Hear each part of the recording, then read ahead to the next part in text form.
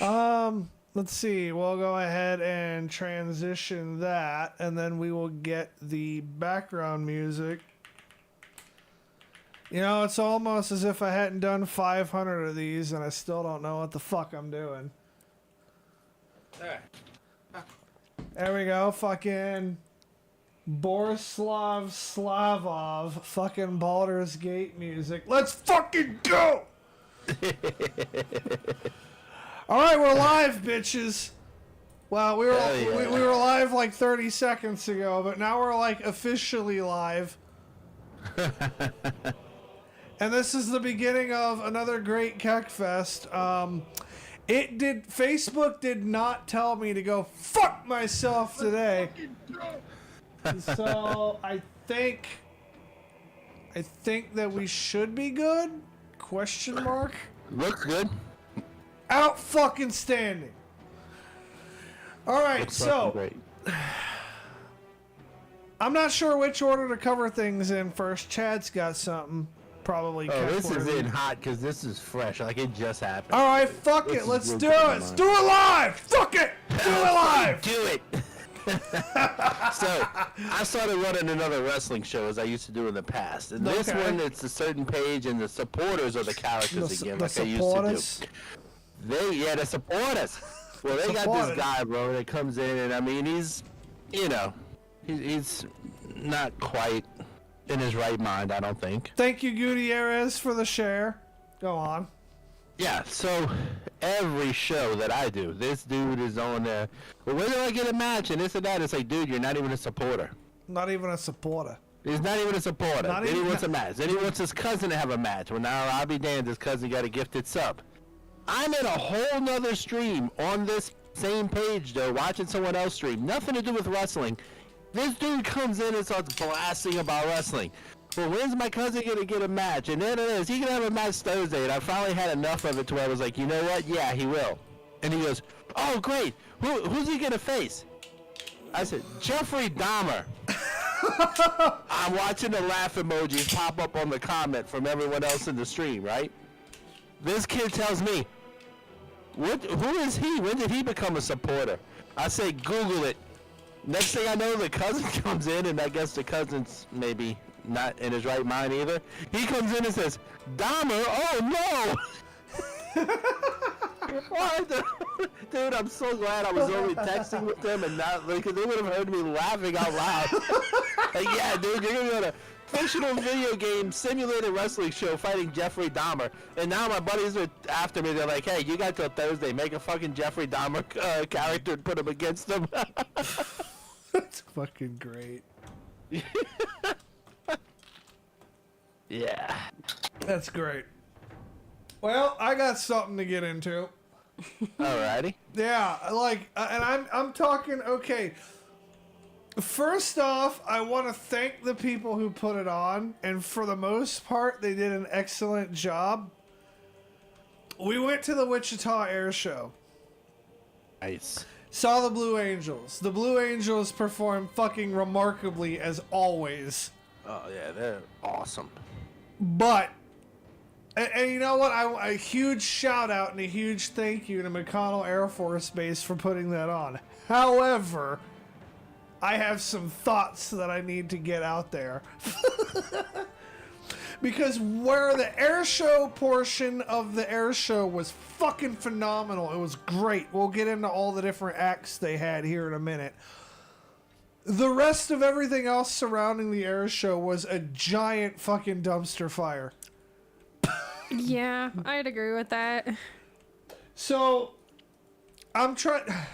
Should I get into the news articles, or should I talk about the day from our point of view first? I think our perspective is a little more interesting having been there. I say your point of view first. All right. So, fucking Thursday of last week, I'm sitting in the fucking parking lot talking to my boss over the phone, fucking eating lunch.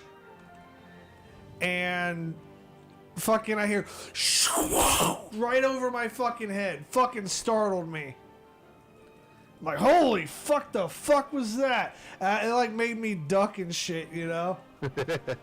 I got fucking blasted with an F-18's afterburners. Motherfucker was flying like 70 feet above the ground. Damn. Iconic paint job. Fucking blue and yellow. Fucking Blue Angel. I just got my truck doors blown off by a goddamn Blue Angel. I think it was either number 5 or 6. Because it was one of the solo ones. Because when I went, I looked around, took a look around, was like, all right, yep. I see them flying around out here. They're practicing, like, or they're having an air show right now. Like, what the fuck's going on? Yeah. So I get onto the fucking Facebook groups. There's a bunch of other people in there asking the same question. Like, why the fuck did I have an F-35 fly over my house? What's happening? So, come to find out, McConnell Air Force Base was having an air show this weekend, and so all the different military aircraft were flying around and practicing. Nice. So it's like you're getting an air show before the air show. Kind of cool. It's like, all right, well, Dania moved in. Dania's kid moved in. Sees me as a dad. Like, you know what? Let's go do some shit on the weekends, you know? Like, well, we were originally going to go to the damn Science Museum in Hutchinson, and they have, like, space stuff there. But I decided that it would be a better idea to go to this air show.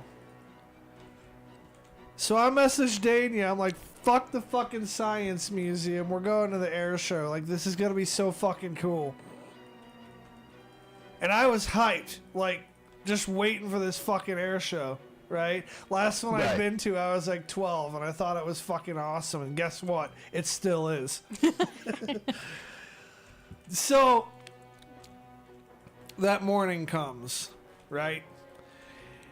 In the Facebook posts and everywhere, they didn't tell us where the fuck to go to get into the damn air show, right? They're just like, oh, we're opening the gates of McConnell Air Force Base to the public. You can come in and watch the air show. So I'm like, all right, cool. So I do what somebody who has previously been in the military did. If you're going to tell me the fucking gate's open, I'm going to roll up to the main gate of the base. Like, let's see this shit. Some fucking Air Force, I don't know what the fuck they call their ranks, some kind of fucking technical go fuck yourself sergeant was standing watch out there. And you know what? That motherfucker better thank God that he had the fucking morning watch, because I'm telling you right now, I don't want to try to sound bad saying this.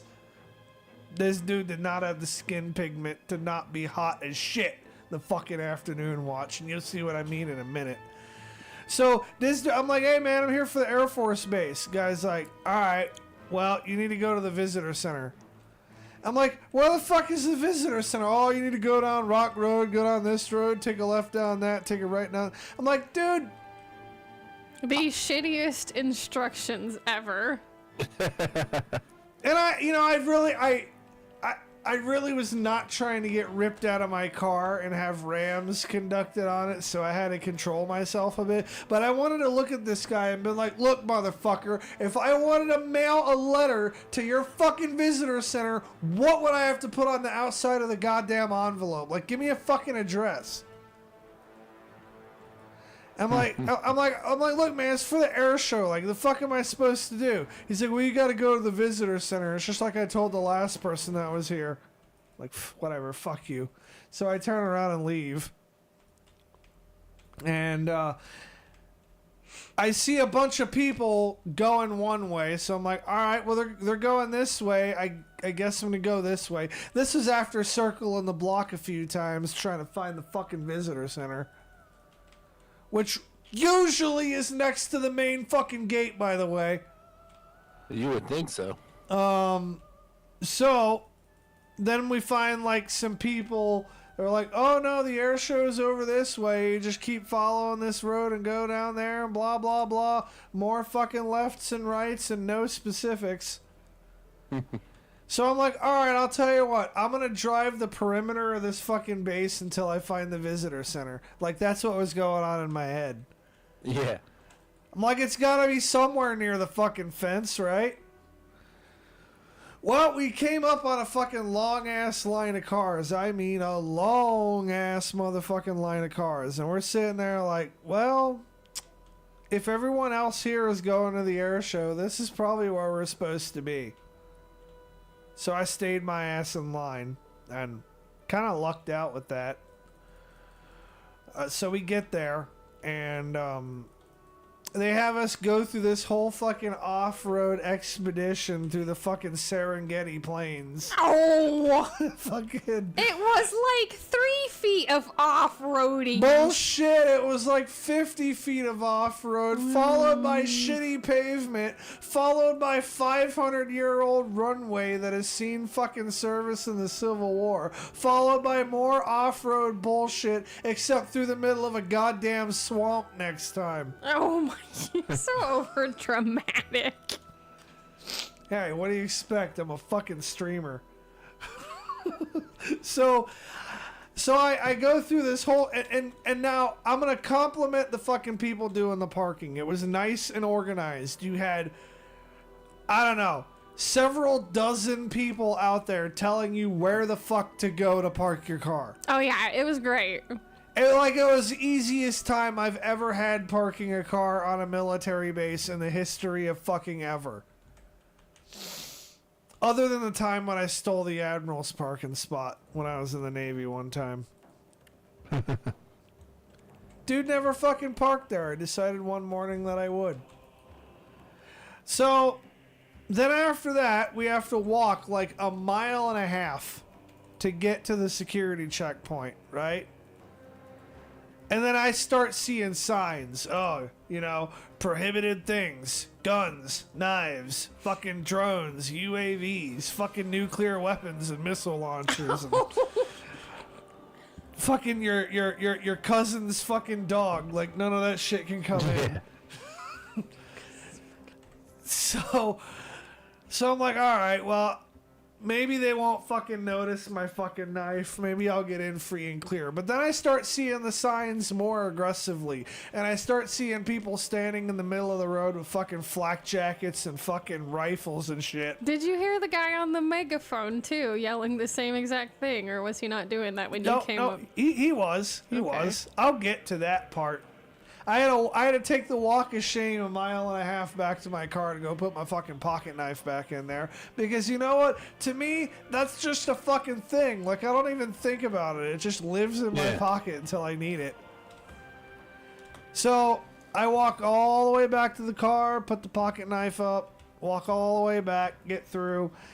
And then now the line is starting to pile up because they have...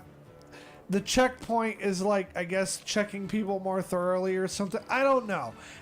There's just a huge fucking clusterfuck of people. Like, I'm not advocating terrorism, but if ever there was a time to do an attack, like right there would have been the spot.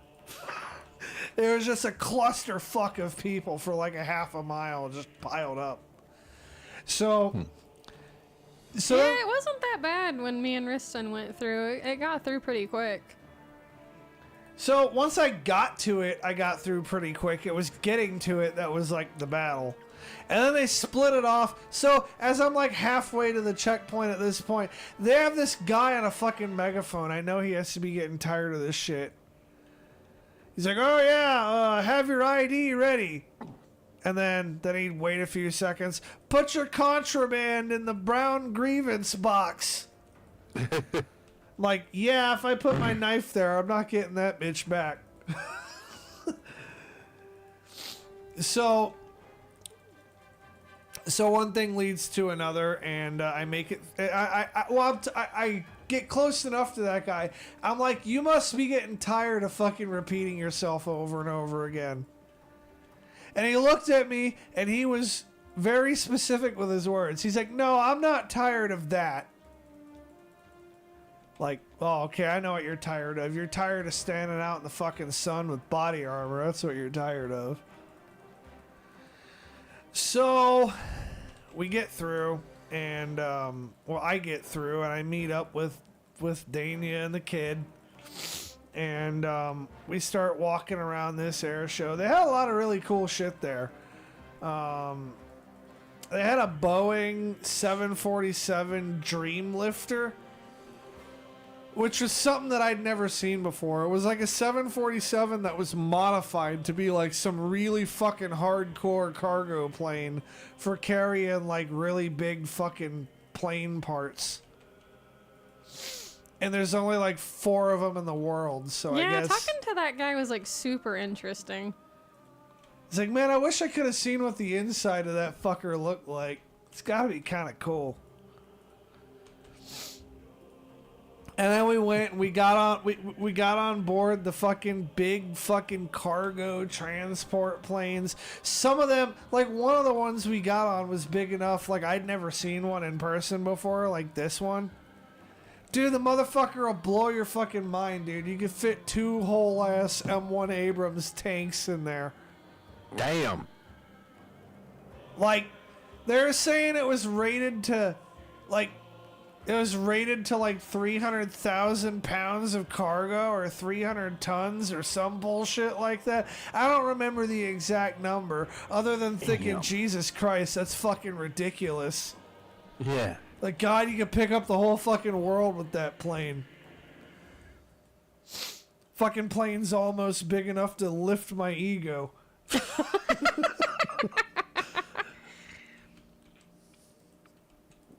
Almost. So, we go through all that stuff, and then... Now, we talked on this program even at great length about the F-35 Joint Strike Fighter. We've talked about it quite a bit. I never got to see one in person until Saturday. It's actually, it has a larger profile than the F-18. Like, it's a pretty fucking big fighter jet, dude. Is that the first one we watched? Yeah, the one with that, the female lieutenant, pilot lady. Yeah. Yeah, okay. Yeah, and she pulled off some pretty incredible stunts to show like exactly how capable that aircraft is. Not that it needs to be capable of any of the stuff that she was doing, because, you know, a pilot in that plane is killing something like 300 miles away with a missile. Wow. Yeah. Like, oh, the F-35's not good at dogfighting. It doesn't fucking need to. It'll fucking kill you with a missile from halfway across the goddamn planet. So, and that's the direction that military stuff is going in now, is beyond visual range fucking... I mean, it's been going that way for years, but it's ramping up now into, you know, beyond visual range fuckery with killing stuff. So then, and then they had, we started to walk around after that because, like, you know, they had your typical, I mean, they were really beautiful planes, but, like, you know, your typical what you expect to see at an air show, like your prop planes that are flying around and doing smoke and, you know. So, and I kind of decided that was a pretty good time to, you know, walk around and go look at some of the exhibits they have, because, I mean, at this particular air show, there's more to see than just what's in the air. Like, there's plenty of stuff on the ground to look at. Yeah, that's cool. I've only been to one when I was a kid, but yeah. I'd recommend. Well, I work right down the road from Belle Chase Naval Air Base. They hold them. I just need to go. Well, yeah, I just gotta take a break from cooking the jambalaya for a second, and, you know, go watch right. some planes. Unplug and go see one. Yeah. So and then one thing that was cool is they had a fucking Hawkeye there. Like the A3 or the A4 or whatever. It's the big fucking spy plane that has a giant fucking radar dish on top of it.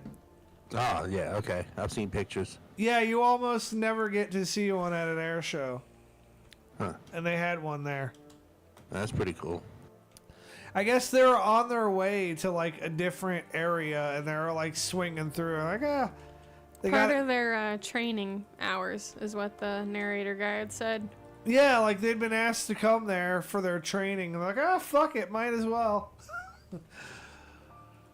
So that was cool to see that.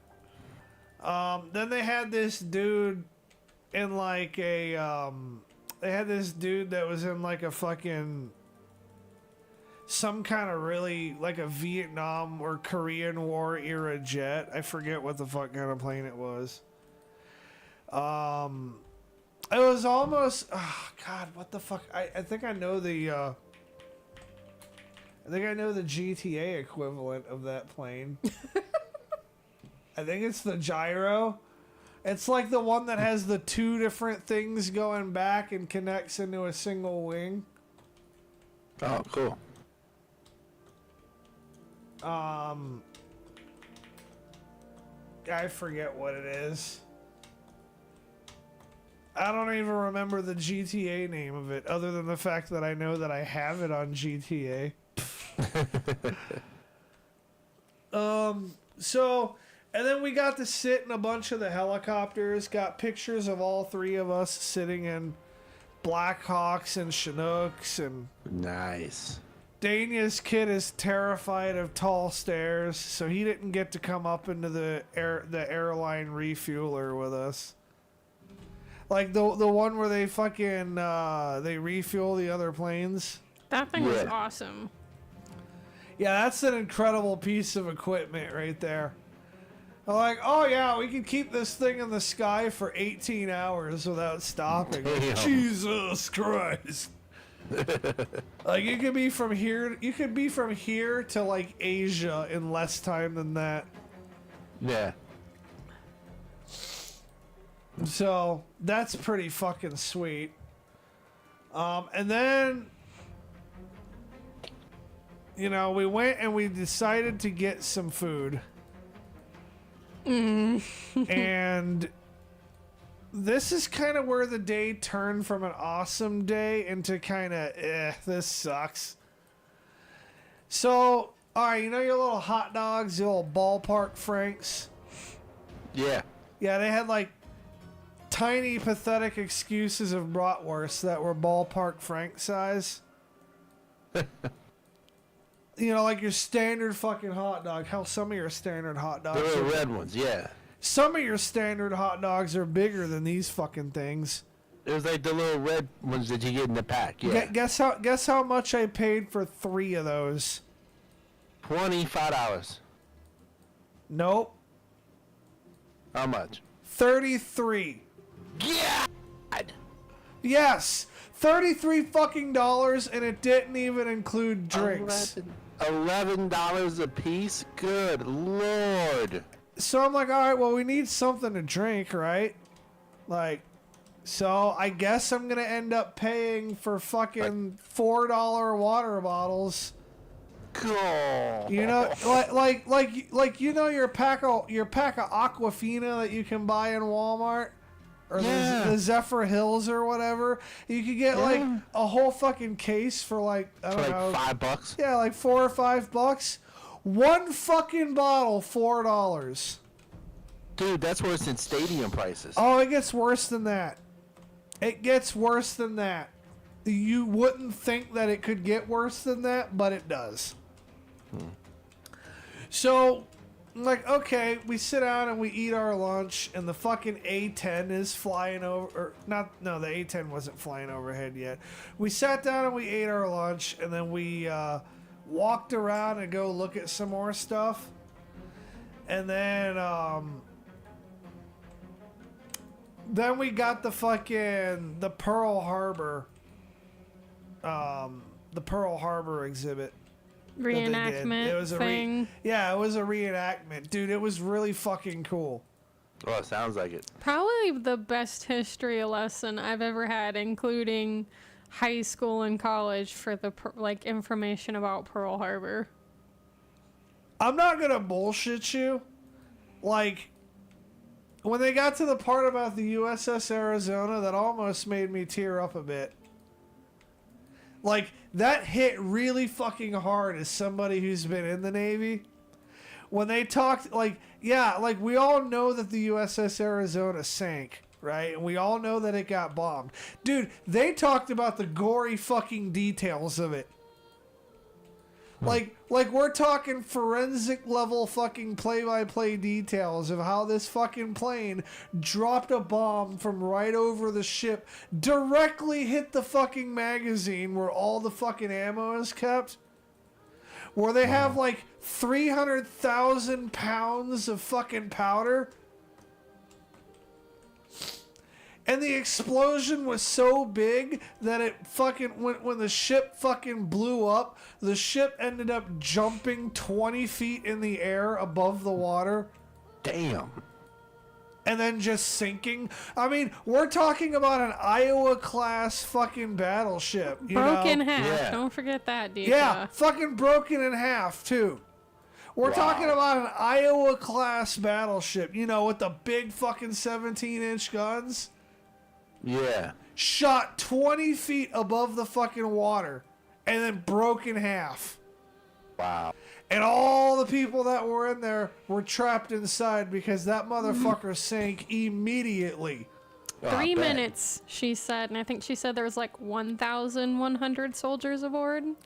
Damn. 3 fucking minutes.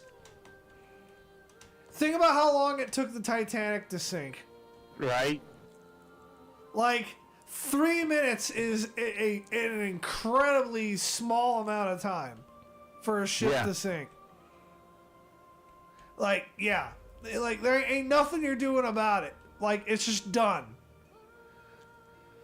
So, yeah, I mean, I'm glad that I'm glad they went to that level of detail with it. And they were very respectful to both sides of that conflict. That's good. Even explaining both sides of the conflict. But, yeah, as a fucking sailor, just imagining what it would have been like if I was on that ship, that fucking hit hard. I hear you. I bet it did. I think a detail, like one of the small details they added about like the people just putting on their firearms over their pajamas was also particularly powerful. It's not something you really think about.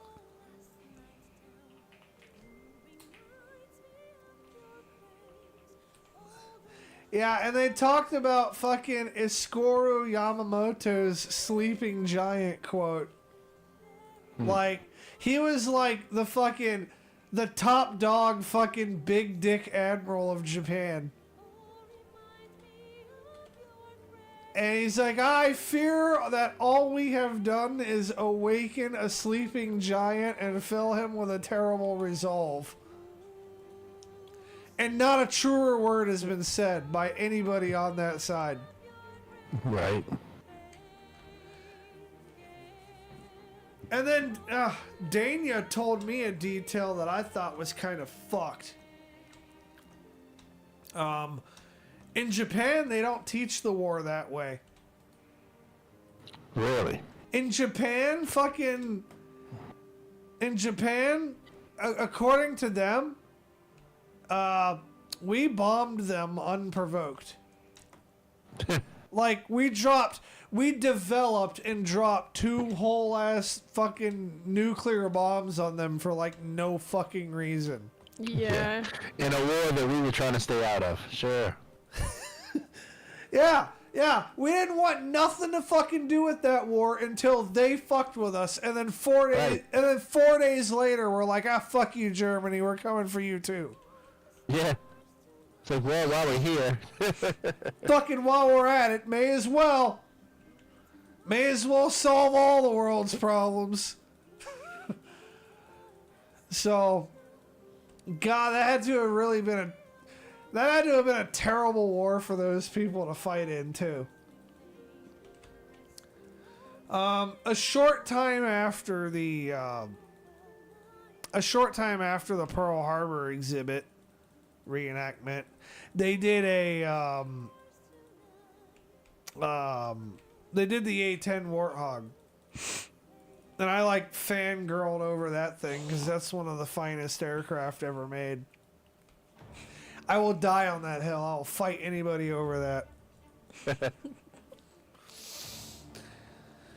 And then, so, all the kind of acts in between the A-10 and, like, the Blue Angels were just gonna kind of, like, not be as important of things.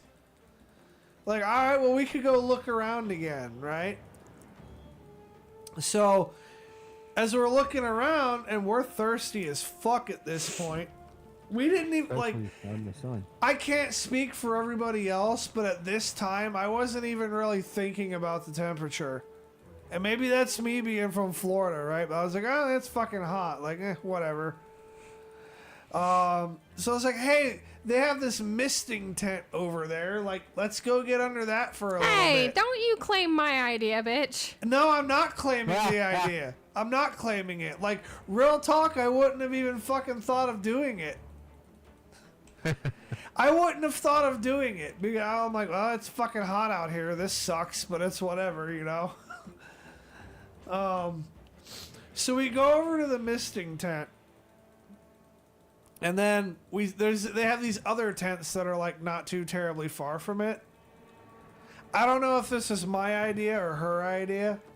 I think that might have been mine. I don't know. It doesn't matter. It's kind of a mutual curiosity. What's this about? It's like we're looking at the tent, like, oh, there's a fucking tent over there. And then I was sitting there looking at what's next to the tent because I kind of a little bit know what to look at on these tents. I'm like, dude, that fucking tent has an air conditioning on it. And then I'm seeing people come out of the tent with bottles of ice cold fucking water with like the mist and the dew on the side of the bottle, like a fresh ass fucking bottle of water. And we're all just kind of like, dude, let's go over there and get some fucking water. So we go over there, and it's about, I don't know, it's about 2:20 at this point that we get over there, I think. It was. And we're like, okay, we got plenty of time. The Blue Angels doesn't start until like 3. Like, we'll go over there, we'll get some water, and then we'll walk around for a little bit, and then we'll find a good spot to sit, and life will fucking be great. It was the perfect fucking plan. Yeah.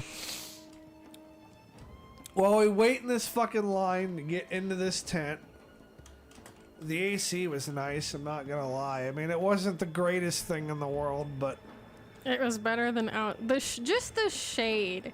Just the fact that you were out of the sun felt so much better. I was Yeah, not. I can see it in your face, dude. Yeah, your face is beet red now that I think about it. I was not cognizant of the. Hey, Dania, I'm Yeah. not gonna put it on the stream, but can I send Chad that picture I took of you? What, of me sleeping? Yeah. Yeah. Yeah, Dania was like passed the fuck out on the couch. I guess she was. Like the That next. sun will kick your ass, bro. Trust me. No, I'm getting into the sun here soon. I'm getting into that. I'm getting into that. No. Like at this point, I am still not. I'm not as sensitive to this shit as other people are, right? I'm not Right. aware of how bad it is at this point. I'm just like, hey, this shit sucks. And I was sitting in the AC tent, right? And I was like, the AC feels pretty nice, but like, I don't feel like it's doing much. I wasn't aware of the temperature at the time. If had I been aware of what the fuck was going down, I'd been like, well, what the fuck can this thing do?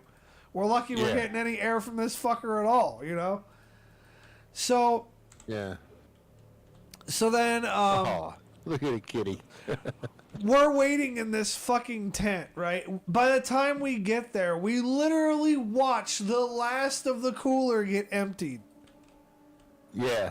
Damn. And I can't speak for Dania, but for me, that was one of the most heartbreaking things I ever. guess so. You're so dramatic. Dude, it was like that time when I'm in high school and like my high school crush breaks up with me and I think the whole fucking world's gonna end. I'm like, oh, the water, the fuck. And now at this point, like the longer I stand in this tent without water, the angrier I am getting. Like I am stewing at this point.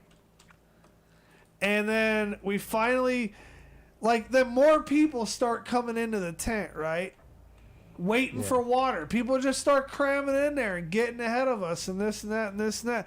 I'm like, dude, if somebody thinks that they're going to get to this fucking water before we do, motherfucker better call a security alert. Like, I am about to fucking go medieval on somebody's ass if I don't get any of this water. So it starts to get close to 3, and I'm like, fuck, we're going to miss the fucking Blue Angels. Like, the Blue Angels haven't been to Wichita in like 17 fucking years, and they're here, and we're going to miss them. So Dania's like, well, I'll sit back and I'll get the water. You take the kid, go watch the show. All right. So, I don't know, probably 10 minutes or so later, Dania gets water. And she had to fight motherfuckers to get that water. I believe it. I elbowed a lady. She shouldn't have been so close to me. Was it the British lady that you elbowed? No, they actually managed to cut in front of me. It was a lady behind me that I elbowed. Old hag. Wait your turn. The British lady was the one that, like, had said something about how Americans were rude, and the dude in the back of the line told her at least we knew how to queue. Kind of funny that he used that specific word. Because that's their word for line. Yeah, I think he did that on purpose, but I almost died laughing. So, I cannot get a hold of Dania. Because something, I don't know what the fuck it is, but something is jamming all cell phone signals. Wow. I'm like, all right, I'm going to call from my phone. I'll call Dania. I'm like, this show is about to start. Like, we need to figure out what the fuck's going on. Like, did she get water? Did she not get water? Like, I just had a feeling that something had changed, like, in my gut. Like, all right, we need to figure out where the fuck she is. So I pick up my phone. I'm like, all right, I'll just make a call, right? Does not go through. Fucking nothing happens. All right, cool. I'll make a call on Facebook. Does not go through. Nothing happens. All right, fine. I will switch to calling from my work number so it uses like the other antenna in my phone. Nothing. Look at the kid like, all right, give me your phone. Pick up his phone, try to call her. Fucking nothing. Well, on one of these phones, I forget which one, but on one of these, I managed to get her briefly, and neither of us could understand what the fuck the other was saying. And I'm like, how the hell am I in the middle of goddamn Wichita with 3 fucking cell phones, each on different plans, and none of them have fucking signal? Somehow, like, we walk another, like, half a mile back down the runway, and we managed to link up.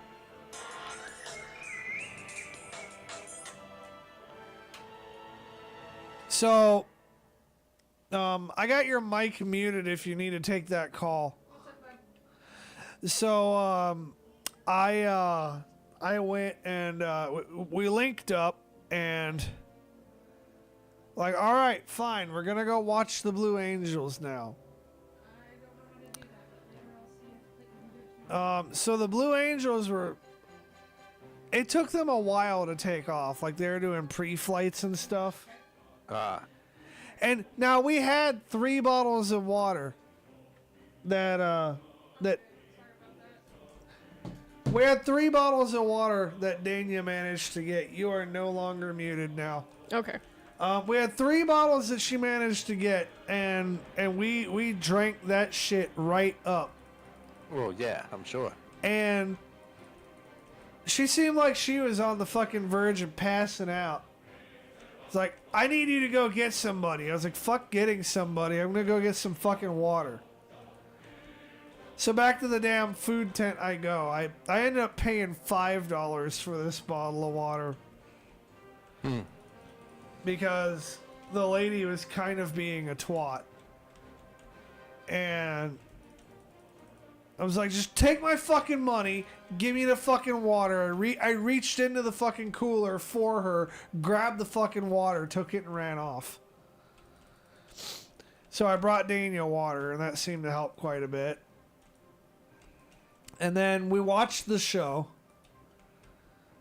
Now, we had seen a couple of people be treated for heat-related injuries at this point, just like a couple. Mm-hmm. Right?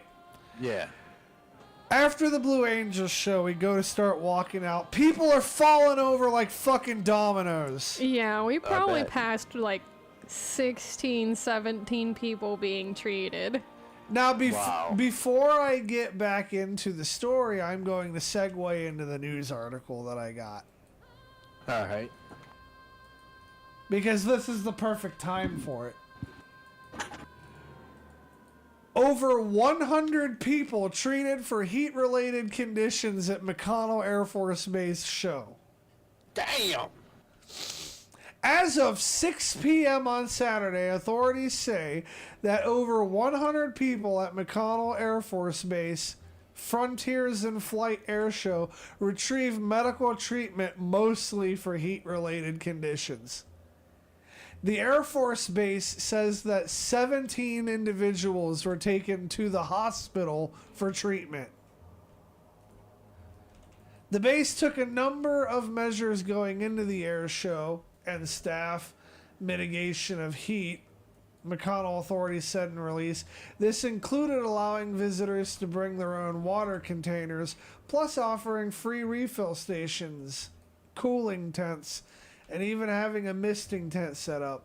Additionally, a number of medical personnel from McConnell and volunteers from the surrounding medical agencies were on site in first aid tents around the airshow area.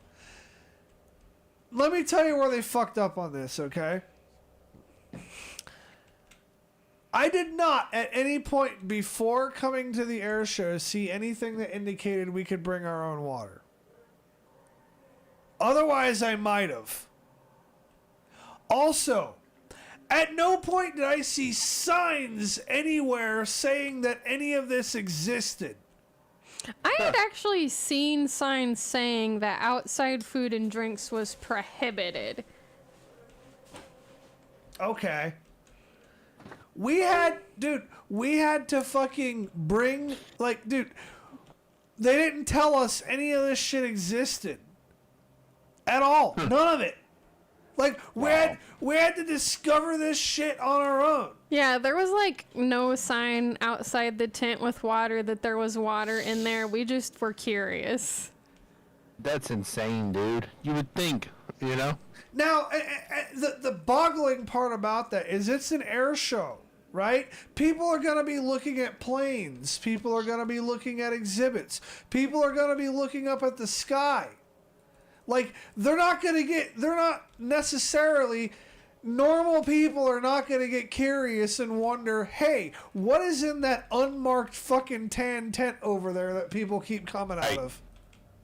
They could have very well assumed it was a first aid station, too. Yeah, right. Dude, that could have been a fucking pilot's lounge or where the commanding officer That could have been some shit. a security station or something. It could have been anything. Could have been, yeah, it could have been fucking anything that's not that. Because, before you mentioned that there was people coming out of it with water, I kind of figured it was another first aid, oh, you're getting too hot, come in the shade type of thing. Yeah. Not gonna lie.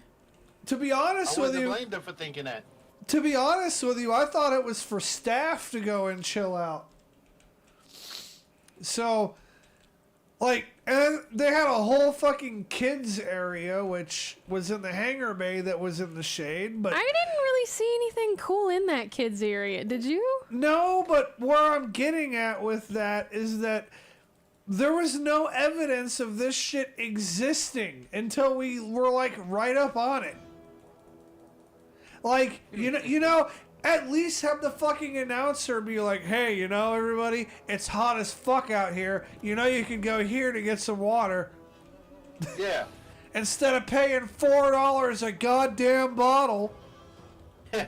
That's the insane part. So they were giving water away in there, but they were selling it at the other spot. Yeah. What the fuck? No, it gets worse than that. Okay. It gets what? Yes, it does. Dude, if I'm involved, it's always gonna get worse. Just know that. Like, that's the rule. We have passed numerous people on our way out that were passing the fuck out. Yeah. I myself was on the verge of passing the fuck out, and so was Dania. But yeah, it's called heat stroke. I was of the mindset, I was like, fuck this, I just need to get to the car. I'm just gonna fucking tough this shit out and get through it. Dania's like, I need a moment to sit. And internally, I'm like, oh, thank God. Yeah.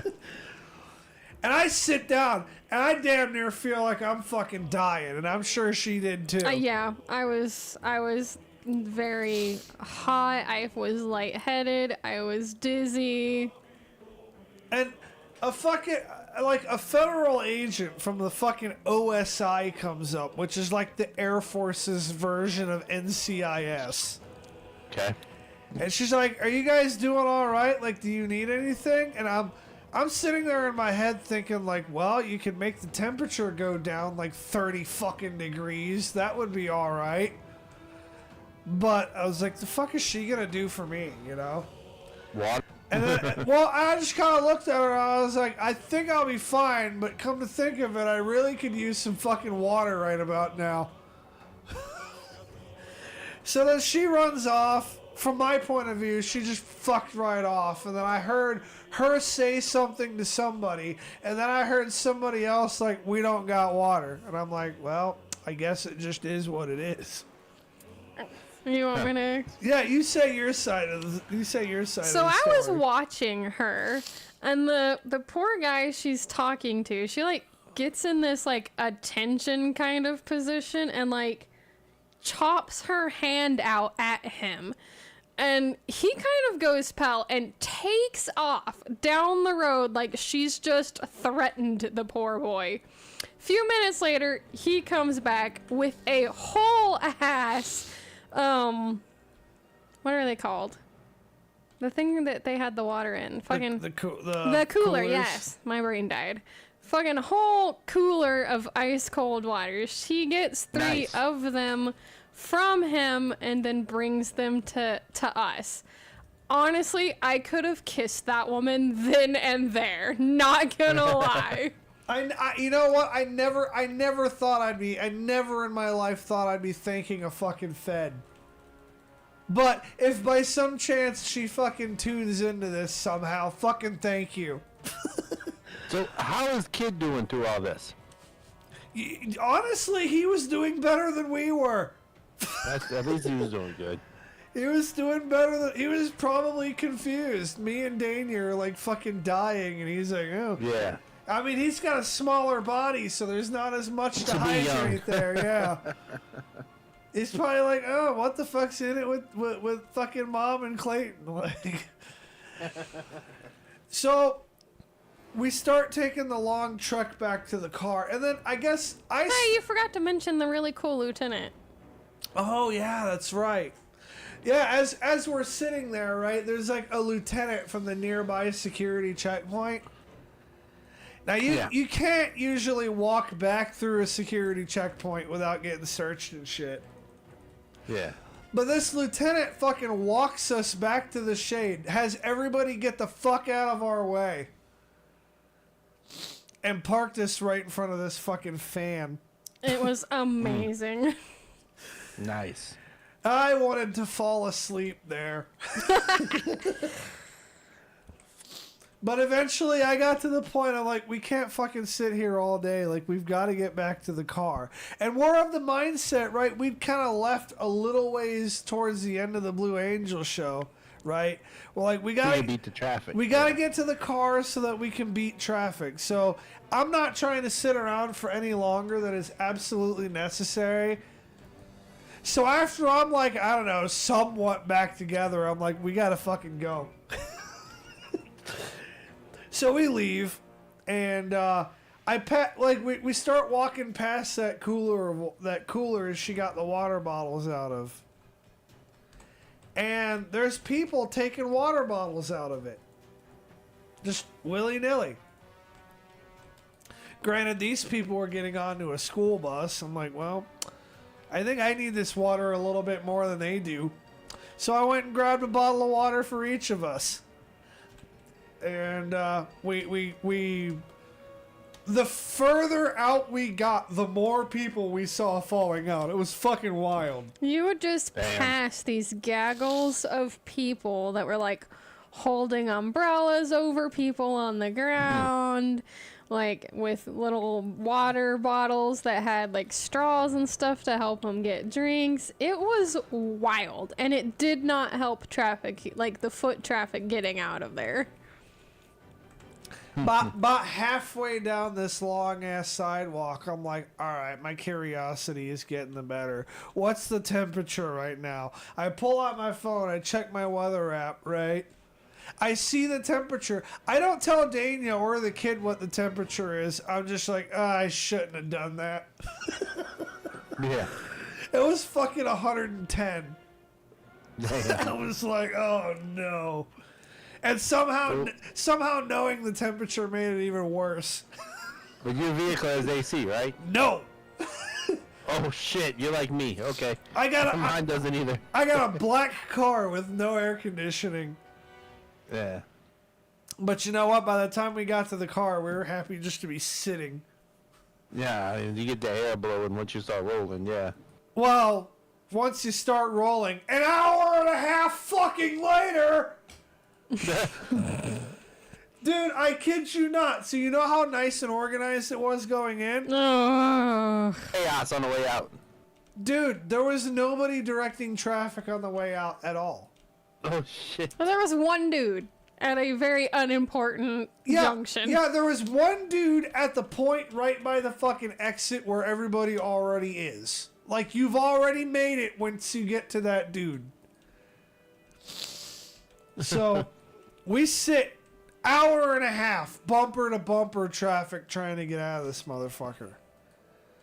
I'm just sitting here like, I figured, like, my experience in the military has told me they'd want motherfuckers off this base as quickly as possible.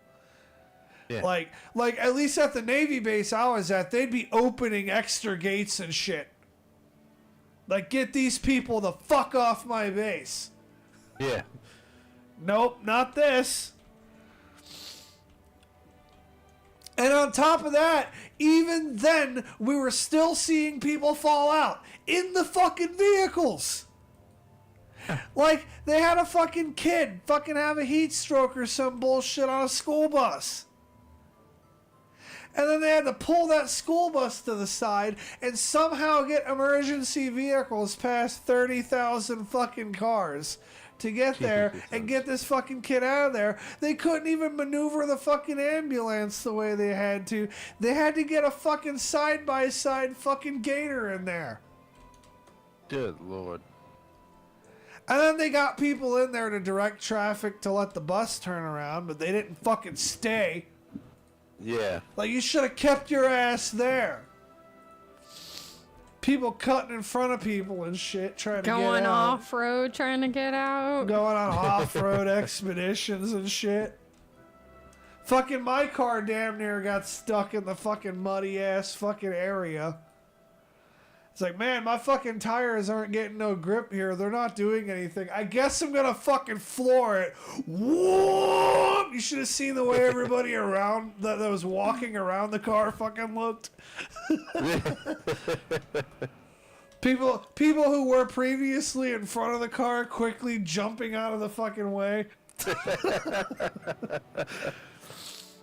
And then motherfuckers thinking they're gonna try to cut in, like, motherfucker, I will hit you. Like, I don't even have a bumper on this car or anything to worry about. Like, I've got a $500 car. I'll kill us both.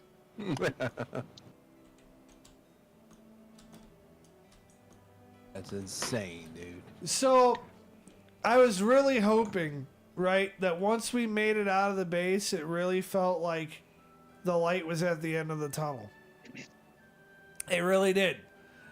Granted, outside of the base is in a really shitty neighborhood.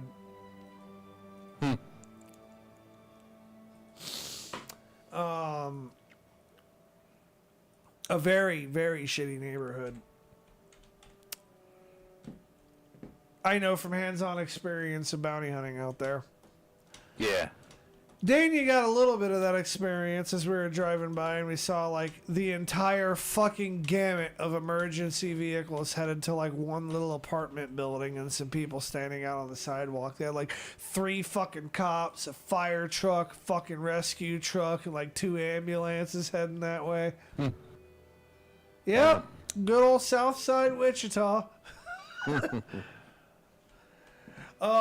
So from there, we're like, all right, we're gonna make it onto the highway. We get on the highway. Things seem to be like easing up a little bit until we get to a part of the highway where there's construction and it's fucking bottle locked like all the fucking way. It was terrible. Like, man, I just got from one fucking traffic jam into another fucking traffic jam. Like, what the fuck, am I in California? Like, Dania's sitting over there quietly, and I'm just fucking cussing the whole time. This motherfucking bullshit over here. Then I get turned off of the road. Then they have this complicated fucking maze of fucking one-way roads in downtown Wichita. Because they can never be consistent about it. Like, it's always got to be fucking random and, like, not making any sense. Wonder what kind of fucking reefer they were smoking when they planned that shit. Like, Not mine. Dude, I know what we could do, bro. Like, let's put a one-way road there, right? And then, like, on the next block, we're gonna put a one-way road. It's gonna be going the same way as the last one-way road, dude. So that, like, nobody's gonna be able to get around. Like, that's what that shit was like. Now, we get through all of that bullshit. We make it to Park City, and we proceed to have the best McDonald's meal I have ever had in my entire fucking life. And I fucking devoured that meal. To be honest, I could have and should have went back and ordered more. Like, I ate up all them fries. I destroyed that fucking burger. And that fucking slush. Let me tell, oh man, after being in 110 degree heat all fucking day, that shit was like the nectar of the fucking gods. Like, I went to the place in Indiana Jones, right? And I went through the 3 trials. And then I picked the correct fucking goblet and I drank from the fucking fountain of youth. That's what that shit felt like. Like, after that meal, we were all immediately alive again. What about you, Dania? It was good. The food, like, just having food was good, but that slush after that heat was pretty amazing. I bet. I would have paid, well, I didn't pay for this particular meal, Dania did. But honestly, that slush could have cost like fucking $6 and it would have been worth it at that time. At that point, yeah. And then we finally made it home. And then the kid had like a party to like go to. And fucking shame on a bunch of people at the fucking Hillsborough School District. It was like a back to school fucking get together party where kids are supposed to be able to meet each other, right? And at least from my understanding of it, I didn't read the fucking email because I'm not cool enough to be on that list. The picture I sent you was of the whole email I had. Oh, well then I don't remember it. But it seemed the way it was written like it was supposed to be a get together for like parents to meet each other, for parents to meet teachers, for kids to meet each other and make friends with, that whole fucking thing. Yeah, I went there and that's not how any of it worked. They had one teacher for like 60 kids or something. Oh wow. Shit. And fucking all the kids had their own little fucking cliques, and like nobody was meeting each other, and there was no parents. It was like they dropped their kid off at the pool and fucked right off. I'm sure some of them didn't even drop their kid off at the pool. They're like, yeah, it's a small town. I'm like, fuck it, walk down there. Right? No shit. Honestly, You got legs? Get on your bike. if I had known that I and the teacher were going to be the only non-pool affiliated adults, I'd have had him go by himself. But then by the time like I get in there, and then I talk to the math teacher, and she's like super fucking nice. But then after I get done talking to her, it's like fucking I don't belong here. Like I'm the only adult sitting on a fucking pool deck with a pool just full of fucking middle schoolers. Like, yeah, I'm Chris Hansen. Have a seat.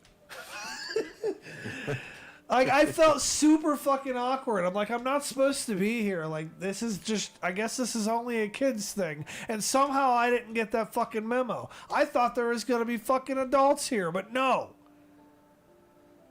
Now, I could have left. And I could have just let the kid be there, but the kid's friends from school didn't show up. And, like, I was the only fucking familiar face there. So I'm like, fucking, I don't know. I couldn't fucking leave him to that. So I stayed. And I just sat on the fucking corner of the pool deck and played on my phone. And occasionally looked up to, to make sure the kid wasn't fucking drowning. I appreciate. I did not go because I was sunburnt all to hell. I sent you that picture, Chad. Completely fucking cooked. Yeah. And I was like That's adorable the way the cat's sleeping on her, I won't lie. Chad says it's adorable the way the cat was sleeping on you. No, yeah. So, yeah, I was like, and I don't know, I got pretty fucking cooked, not as bad as Dania did. Riston got pretty fucking cooked, not as bad as Dania did. I'm like, well, I guess, you know what, I'll take him there, and I was really hoping he wouldn't want to go. I was really hoping he wouldn't want to go, because I'm like, it's going to be another 100-degree day, like, I don't want to fucking go out there. Yeah. I know he appreciated it, and I appreciated it. I was gonna say you still look pretty red in the face on the camera anyway. Yeah, although the difference with that is that I'm not as red as Dania is, and after I get the first really fucking bad sunburn of the year, it like never fucking happens again, or at least if it happens, I don't feel it. Like my face might look really fucking red. I don't feel it on my face. I feel it on my neck a little bit, but yeah. That's good that you don't feel it on your face. Trust me, because that's how. After I burned the first time, I just get dark after that. Well, you remember that one Kekfest, like towards the beginning of summer? Yeah. That like I had to end at like 8:30 because I was I had no fucking energy and I was feeling sick and shit. You were burnt the fuck up that day. Yeah. Yeah, that was my fucking yearly get fucked by the sun god fucking day, I guess. God, that was shitty. So, having felt that, right, I'm like, you know what? I am not going to blame Dania one bit for being a bit lazy, because you know what? Fucking, that shit was so bad to me when that happened that I had to call in sick to work the next day. I was running a fever and shit. Dude, I've come home from work, and this is just being in the warehouse. This is years back, but came home and just finally got in the AC and just felt like fucking nauseous, man. Felt a horrible headache started and shit, and like I had to just sit down, drink some water, drink a little pickle juice, and then like 20 minutes later, it was okay. Now I feel human again, but yeah, that's a miserable feeling. And I'll tell you something else, man. Dania got fucking cooked despite being completely fucking caked with sunblock. Damn. Oh yeah. Like that sunblock did not do shit. I made the mistake in Canada one day when we was out fishing. I had my sandals on, not even thinking.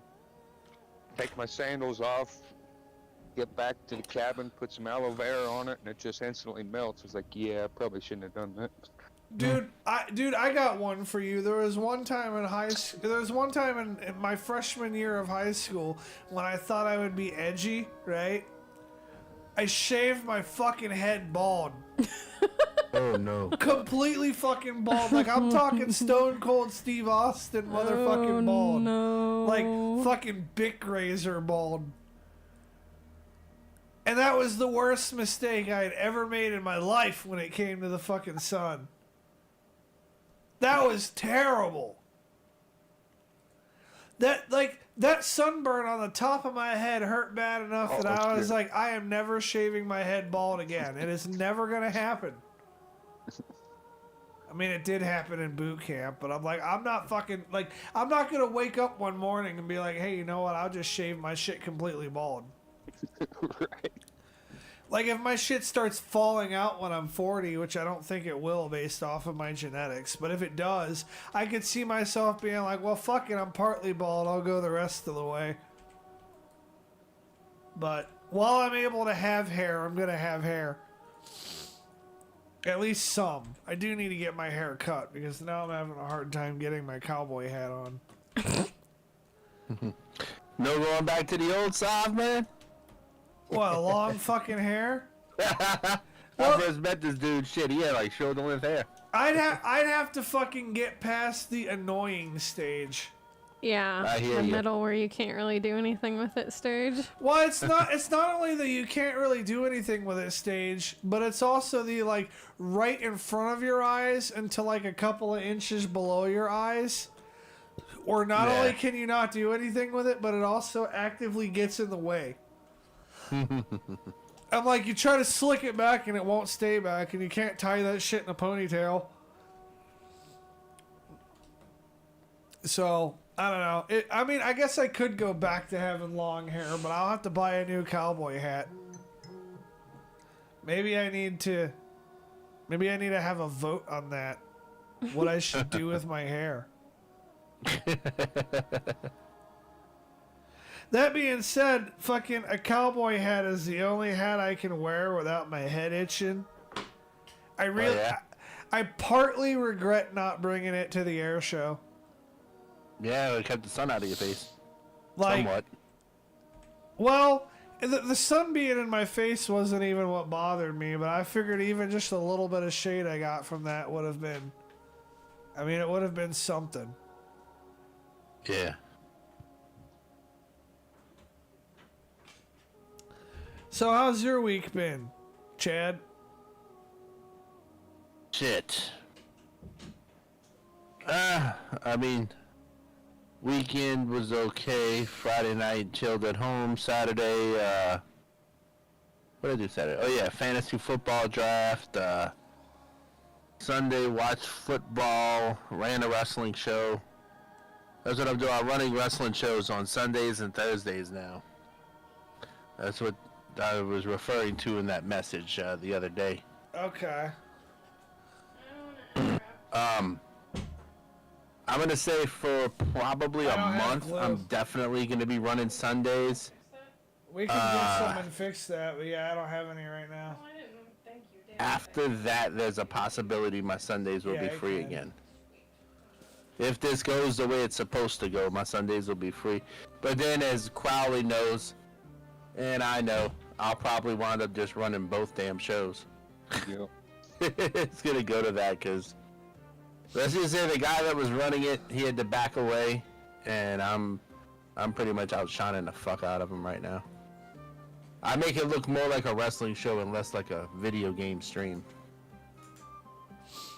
We got more numbers last night than he's had in like 3 weeks. Yeah. Is that something I should try out? I mean, if you want Thursday, I'll send you a link. You can check out how I run it. If you want to run it, yeah. I mean, I think I've been on yours before. I mean, We had to support a guy fight. Is there anything that I don't know, like, beyond that? what I do, and this is how I run it, okay? Like I said, I try to make it look less like a stream and more like a video game. I mean, less like a stream and more like a show. I have 2 scenes I operate with. One, I actually recorded my announce table from the game, and I have it replaying as a GIF with me with my green screen behind the desk. Okay. When I go for a match, I go just full stream. Full screen is the match. When the match ends, I go back to my announce table, so they don't see me setting up the fucking matches, on the game. Yeah. That's, I think, the big thing about it, man. If you run it something like that, it looks so much better. But is that something that we should even do here? Probably nobody will watch it. Do you really think you have a wrestling audience? Because I notice every Kekfest, there's really nobody in the comments talking about wrestling. That would be the only thing. I mean, yeah, there is nobody in the comments talking about that, but in all fairness, we don't really focus the Kekfest on that. No. I mean, right now, there ain't nobody in the comments talking about anything because the algorithm's fucking me because I have been way too goddamn busy to stream. Fair. Now, speaking of wrestling, real quick note, I don't know if you watched wrestling in the 80s or 90s. But there was a guy named Psycho Sid, a.k.a. Sid Vicious. Yeah, I don't know He actually him. passed away today. I'm back. The OG wrestler. Fucking rip. Yeah, cancer. 63, I believe. I didn't know he had cancer because I just saw a picture not too long ago with him and his grandkids. He was a big sumbitch. He was like 7 foot. Like, yeah, 300 pounds. 7 foot, yeah. Yeah. Broke his knee. He broke his knee. There's a video if you go back. Oh, that's not his knee. That's his fucking leg. Oh yeah, his leg. It fucking folded up in half, dude. When he landed, his like bone Yeah, pretty it much folded his the fucking- fuck in half. I don't know if anybody here is a real car enthusiast, but we had somebody else pass away too from cancer. Who's that? Fucking Rob Pitts. I did hear that. Yeah, he was like a radio guy, and he was a car enthusiast, and he used to get on the. He would get on the VinWiki YouTube channel, and he would tell like some really fucking awesome car stories. And he was really fucking good at it. Like, he's probably the reason why VinWiki is the way it is because he was such a good storyteller when it comes to that shit that everybody who goes on there kind of wants to emulate what he does with that. And he ended up getting a stomach cancer that was inoperable just because of where it was at. Oh, I got us a good story. Oh? For when we get a chance. Yeah, I got us a good news story. Yeah, we got It's out of Jersey. Jersey. Yeah. You talking about New York City's dumpster? Basically. All right. A woman who police say climbed over a barrier at a New Jersey zoo and was nearly bitten by a tiger has been charged. Zaya Dennis, 24 of Millville, is accused of defiant trespassing and violating 2 city ordinances after is alleged to have climbed fences August 18th at the zoo.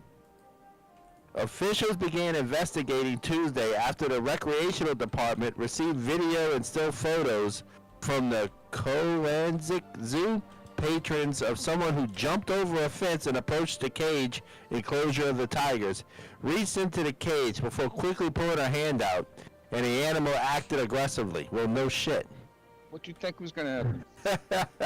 Y'all ever seen that fucking Cat Williams skit on fucking a tiger in a zoo?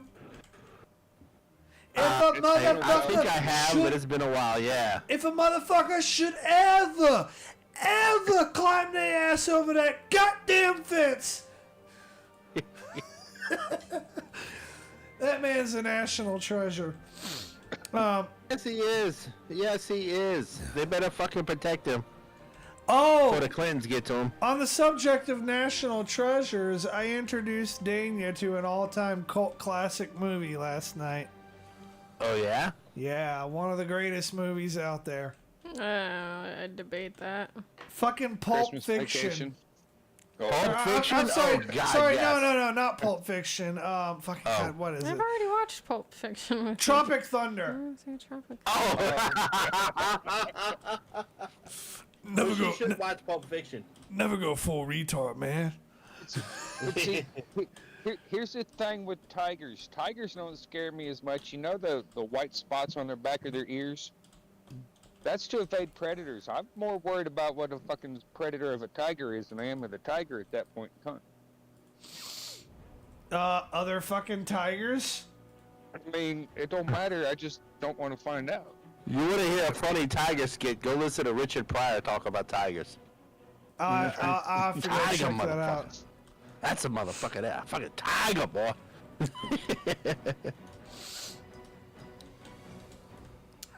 Let's see.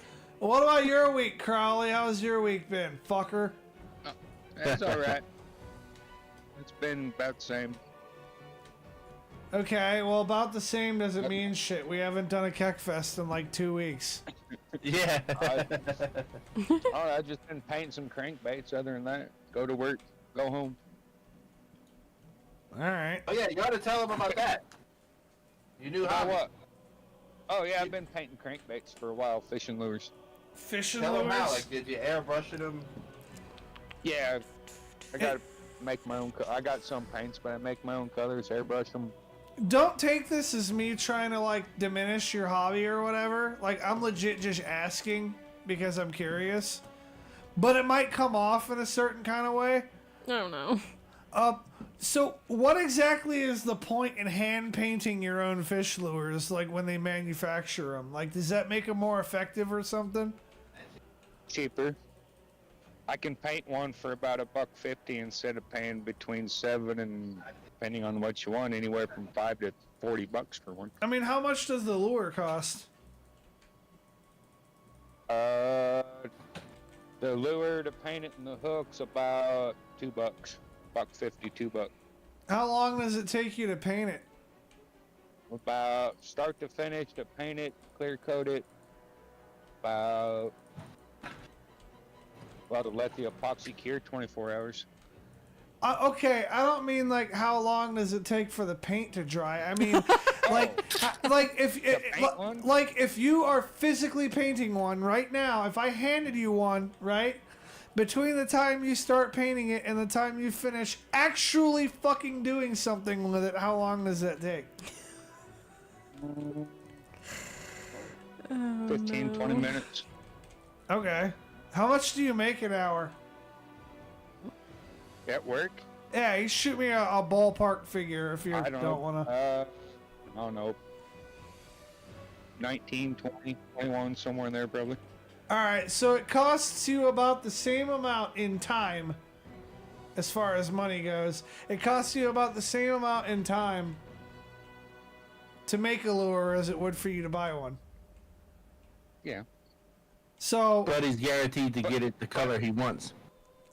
true. well, yeah, there is that. And the other ones I'm not using are on my brother-in-law's website for his lure company to sell. So I'll tell you what, there will man. be. They're not yet. They will be. They're not yet. I'll but tell they you will be what, soon. man. Once I get my LLC and shit set up, I'm gonna hit you up.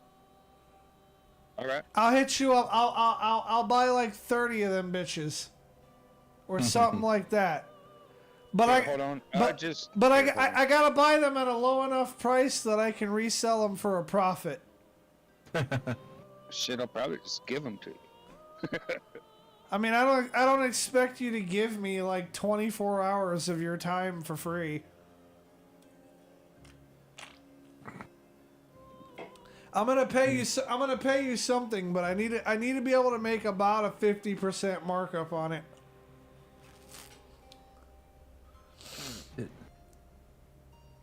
Although in my area, I think that those might sell because there's a lot of people who fish around here. There's 5 of the first 6 I done. I just sent them to you in your messenger. Oh shit, those look pretty good. Hell yeah. Dude, I would bet you I'd be able to sell some of that shit locally. I'll bet you I could. So Alright. once I have my LLC, I will hit you up and we can talk prices. All right. Again, I need to be able to buy them at a low enough of a price that I can mark them up, but No, yeah, for sure. that being said, I will buy them in groups of at least 10. So you'll be getting money from volume. All right. But Yeah, the ones that are in my hand, my brother-in-law is leaving tomorrow, Wednesday to go up to Canada for fishing. So I sent those up there with him. Let him try them out. Yeah, well, let us know how they do. Yeah. And that's just random shit. I'll paint it. Cause I've got the blanks. I buy the blanks. I just paint them. And I'll put a base color on it, and I'll sit there and all right, what color am I gonna do you? Half the time he's chilling with us in Discord the whole time. Yeah. We're sitting in Discord bullshit with him while he's painting. Nice. Hell yeah. Dude, I'll be honest. Me, Crowley, and another buddy of ours, Andrew, we're pretty much in bullshitting in Discord like every day, 90% of the week. Hell yeah, we are. Y'all are gonna see some. I'm gonna tell you about the diversity of different streaming stuff coming up here soon. Okay. Stuff that I'm actively looking at doing right now, if anybody's curious. Some of this stuff is going to involve Dania. Awesome. Hey, girl, don't say it like that. Oh, she can't hear it. She can't hear you. Don't I know, I forget.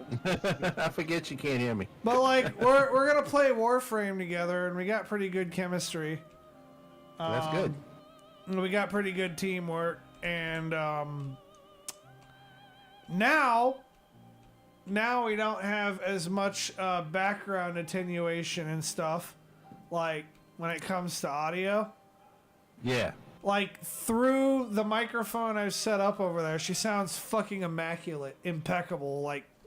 She sounds really good to this end, too. Exactly how I'm used to listening to her talk in real life is how she sounds. Yeah. Fucking She perfect. sounds really good. When you upped the volume before we went live, dude, yeah, I was like, oh, she sounds awesome. Really selling me up over there. Sounds good on my end. Yeah. So we're gonna play Warframe together. I haven't discussed this with her yet, but I would like. Yeah. Well, I mean, I've discussed the Warframe thing. I haven't discussed the next thing I want to do. I bought her a copy of Halo Combat Evolved, No, we talked about Nice. that. I said I was down for that. and I want to co-stream it with her. And then you Awesome. said you were going to put it on like one of the hardest difficulties, and then I asked if you hated me. Yeah, well, me and Chad are gonna end up doing the same thing at one point. Yep. So, And You're either gonna sink or swim. You might as well Okay. go in or don't do it. Don't worry, girl. I'm gonna suffer through it yeah, just but like I you. imagine he's better at shooting games than I am. He seems like the type. don't be surprised if he's not. He mostly plays fishing and wrestling games. Oh, okay. Fishing, wrestling, Fortnite, Red Dead Redemption 2. Yeah, shit like that. And Fortnite and fucking Red Dead Redemption 2. I fucking cringe when I have to say Fortnite. You are such a baby sometimes. It's my like, I guess, just chill game. Like, I don't have to really put effort into Fortnite. I just fucking play and shoot shit. Well, But I've got that coming down the pipeline. They but put fishing's been my best stream so far. they put out an update for Ready or Not, Oh, no shit. and I'm gonna be streaming that, but I'm gonna have to stream a decent amount of it. Probably not gonna stream the whole playthrough, but now I have to do a whole ass playthrough again No shit. because Ready or not. the update fucked up my fucking save game. Oh no, that's the SWAT one basically that he was SWAT playing. one? Yeah, that was fun to watch him play. I get my ass kicked wonder on if it, it but it's fucked fun mine watching up. him play it. I'm sorry, Daniel. What was that? I said, I wonder if it fucked mine up.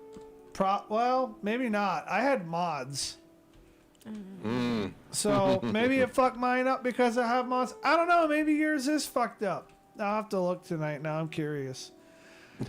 So one thing I'm kind of wondering is, and this is something I have to experiment with, but I could hook Dania's computer up so that we could see her screen, like, on the stream. Okay. I could hook it up to do that. Yeah. But the thing I'm kind of wondering about when it comes to that is having two fucking gameplay streams on the same thing gonna be, like, too much? Audio, maybe. You wouldn't want both audios playing. No, for sure. no, God, no. I'm not gonna have both audios. Yeah. But, I mean, you can kind of split screen it sometimes. Yeah. I thought about doing that, or I'd also thought about having my main, like, thing, and then, like, having a smaller stream for her in one of the corners, so that anybody curious could look. But then the concern about that is it would kind of suck watching that on a cell phone, because you wouldn't be able to see what's going on in the corner. Here's an idea. Oh, I'm not as Just an important, idea. sad face. How about you run YouTube and she runs on Facebook? And people can bounce back and forth if they want to see different points of view. It's win-win for the page.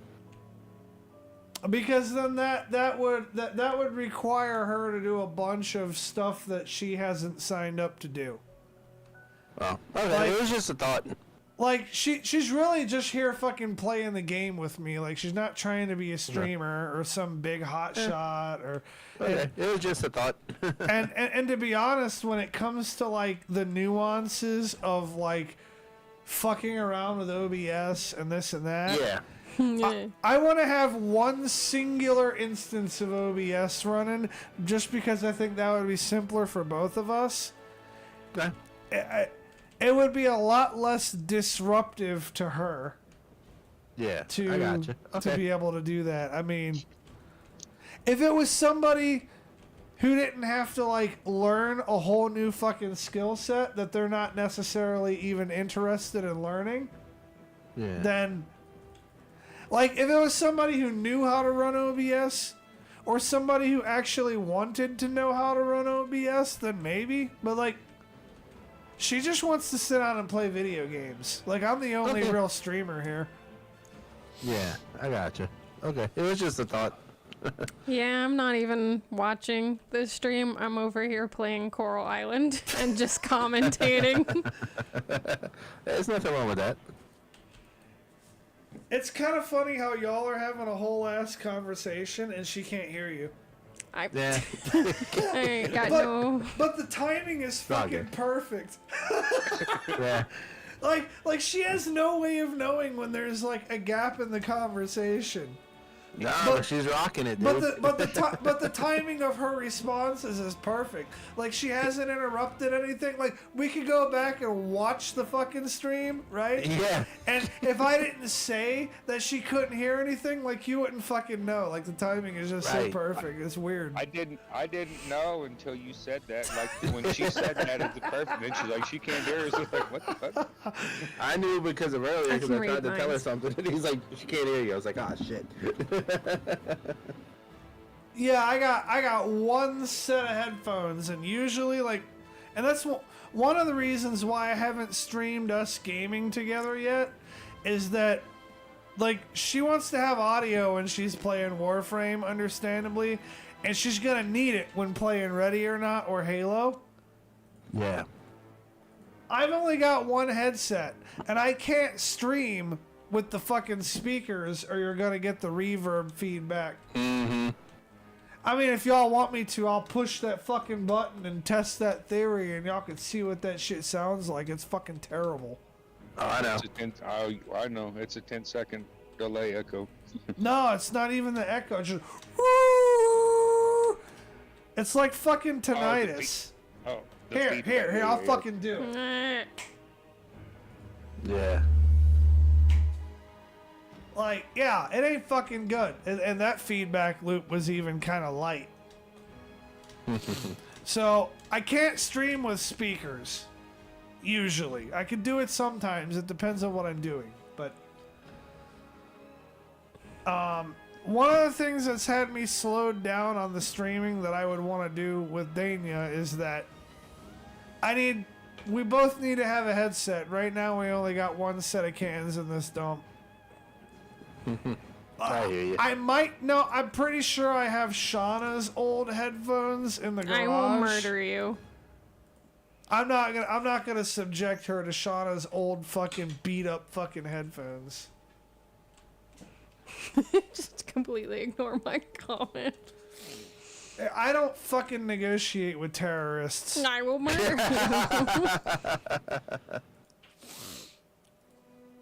Funny, I Rightfully said so. that in the I said that when we were doing contract negotiations after the college walked up. What? Yeah, we were about ready to strike, and they were starting to take everything. I said the college, because when we were for our negotiations for a contract, I can't talk when the college people heads are in there or whatever. But after they leave, I'm free to say what I want, and they were talking their shit, and I said I don't negotiate with terrorists. This was bullshit. What do you mean terrorists? I said, you ever heard of domestic terrorism, you stupid fucks? It's exactly what they're doing. I don't know. There's a whole slew of context that I don't have here. I don't know what the fuck they were doing in the first place that needed to be negotiated over. Like Union contract. Okay. So But they come in and we're starting to take everything. So like you're gonna get like a 2% raise, and we're taking the fuck you are. Don't work that way. I got in a debate with a millionaire today. Like, Did you win? I think I kind of did, yeah. Good shit. Like, he's so detached from reality sometimes that it makes it not hard to win a debate against him. Oh. Although Yeah, I have to dial it back a little bit because he's also one of my biggest customers.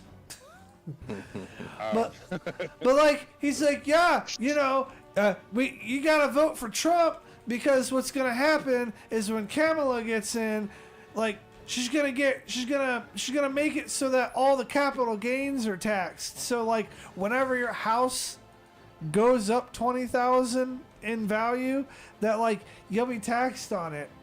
And I'm just sitting there staring at him with a blank face.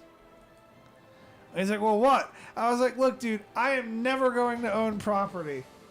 I hear you. Like, cry me a fucking river. Like, oh man,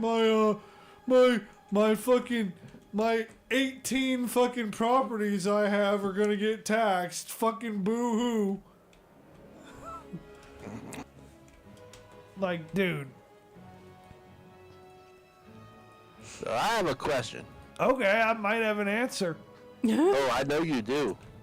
Really? There was a topic we were supposed to have last Kekfest, but we wound up not having a Kekfest. Okay. And that big topic you couldn't wait to talk about was Quack's response when he saw my name change in Discord. Oh, shit, I forgot about that. Yeah. Oh wait, I didn't hear about this. Me either. So, I guess I better pull up the fucking... I better pull up the Facebook messages from fucking forever ago. Chad's been fucking waiting on this.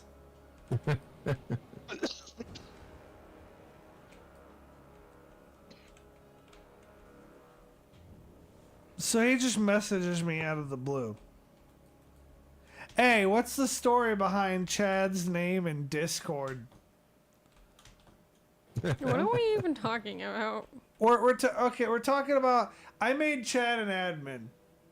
Like, Okay. I pretty well fired Quack from the position of admin, and I made Chad an admin.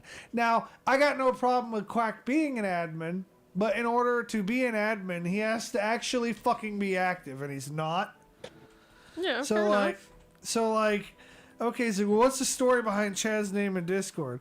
I said, well, I made him an admin, and he requested his nickname to admin. His nickname be changed to admin over Quack. So that's what he is until, you know, something more applicable or better happens to make me change his name again. Such is the way on Discord. Hold on. He's That's not the fucking one in great. New Zealand, is he? No.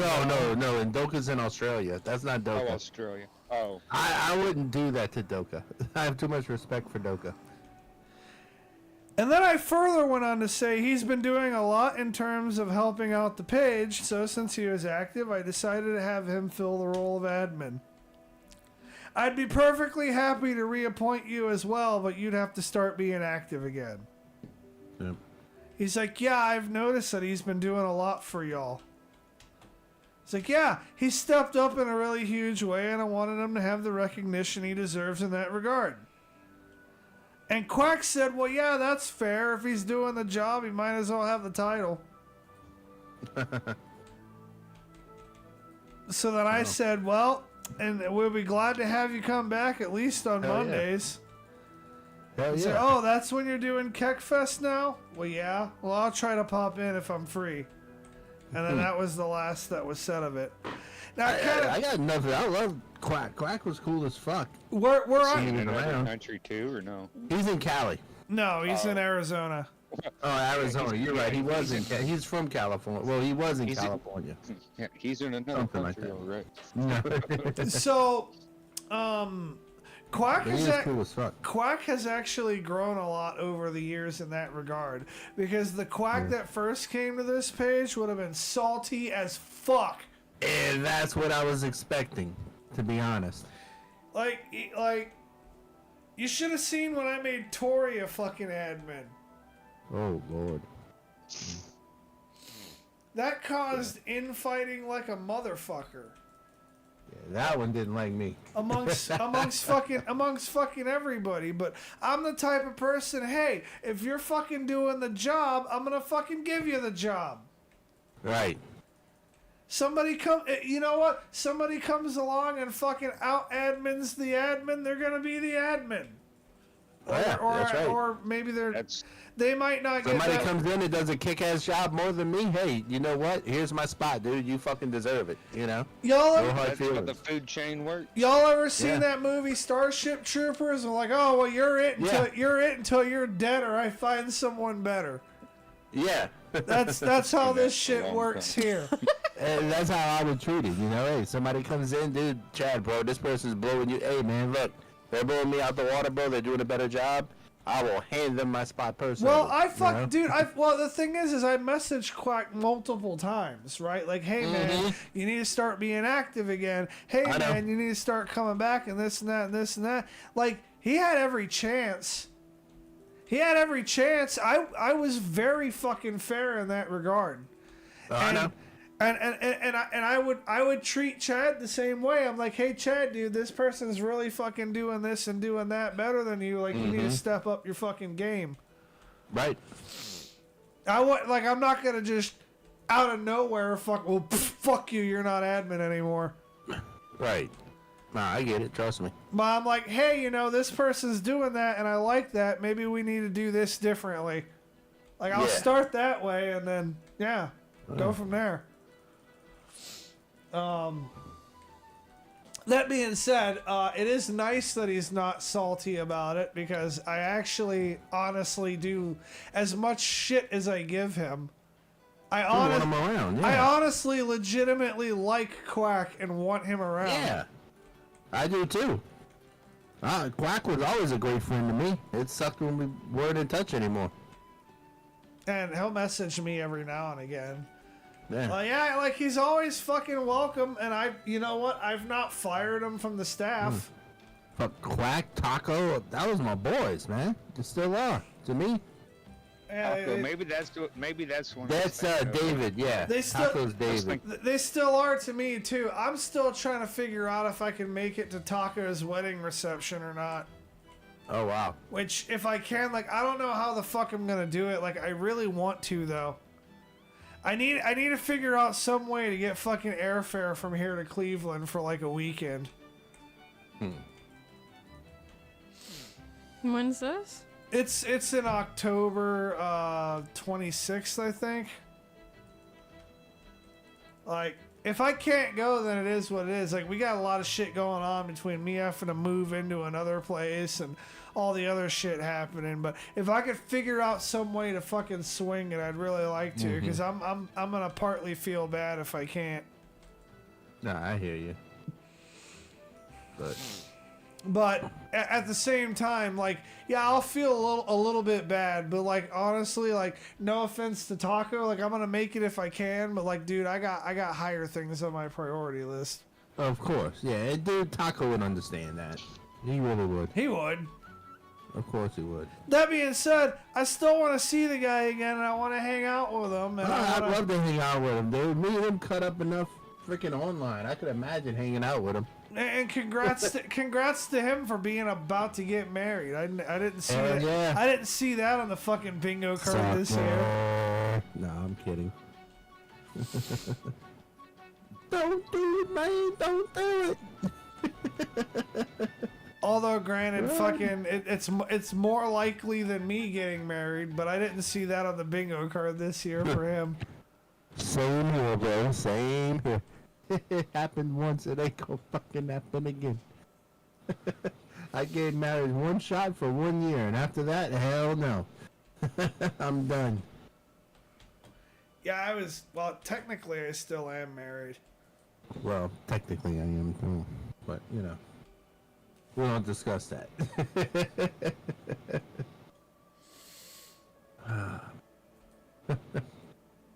Yeah, dude, I don't even have a girlfriend, bro. And to be honest, Not if it's been longer than 7 years. Oh, it's been way longer than 7 years. You good? Fuck, it's been 10 years at least, maybe more than that. But no, I don't even have a girlfriend, dude. And to be honest, I could give a damn less.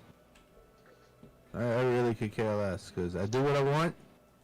Play all the video games I want, drink the beer I want, eat the food I want, stay home if I want, ain't gotta go everywhere. Shit. I mean, real talk, if you have the right girl, that shit won't fucking change for you. You're absolutely right. 1,000,000% absolutely right. Like, if you have I won't argue that point. if you have the right girl, your lifestyle is not going to have to change very much. Like, it's just going to incorporate her because she'll have similar interests, or she'll want to be in a similar spot. Or if nothing else, she'll at least want to support you in what you do. That being said, that shit's got to go both ways, and you got to support her too. Oh, absolutely. 100%. Well, yeah, but some people don't be thinking about that shit.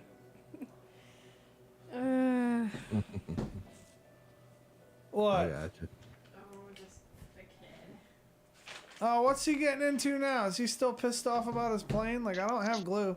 No, he was okay with it. He was upset that it's not going to be able to be fixed right now, but he just texted me, I want a hug. Oh. Yeah, well, I mean, I don't know. Hey, have him take his sleep aid while you're out there. It's 8:45. So, I have another question. I might have another answer. Oh, you will. I promise. I only ask questions you have answers for. How is Spooks taking the new people living in the house? She's kind of started hesitantly interacting with Dania. That's cool. She's not really interacted with the kid very much. You know me, I'm gonna ask about Spooks. Like, Spooks is the shit. she's very much my cat. Yeah. And there's nothing I can do about that. Like, she could never fucking be rehomed. I don't think. Like, she's too fucking bonded to me. Yeah. She's sitting at my feet right now. That's awesome. Come here. Spooks is cool as shit. Come here, girl.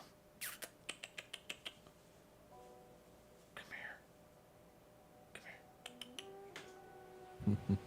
Hey, don't be like that. Come here. I had the funniest thing this morning. I get up, getting ready for work. I start, go in the kitchen, go make my sandwich. Yeah, Spooks. Look at that beautiful baby. Kitty cat. I love Spooks. Spooks was so freaking cool. I love that color. But, I'm in the kitchen, bro, fixing my sandwich for lunch. And, I go to move the kitchen chair out of my way, so I could go to the table As soon as I go to move it, I hear, "Wow!" I look down, dude. Angel's sleeping on the chair, looking at me like, "Hey, fucker, don't move my chair." It's like, Nice. dude, my bad. Yeah. She's been in here, just sitting at my feet the whole stream. So pretty. But What a she beautiful is cat. still not fond of the other cats Yeah. yet. But Still not. It's she's been getting while. a little better as the days go by. But she still gets really fucking pissed off at like anything other than her existing. Anything other than her, me, and Ken. But she's... Roan plays games. Hope all's well with you. Yeah, we're doing good, brother.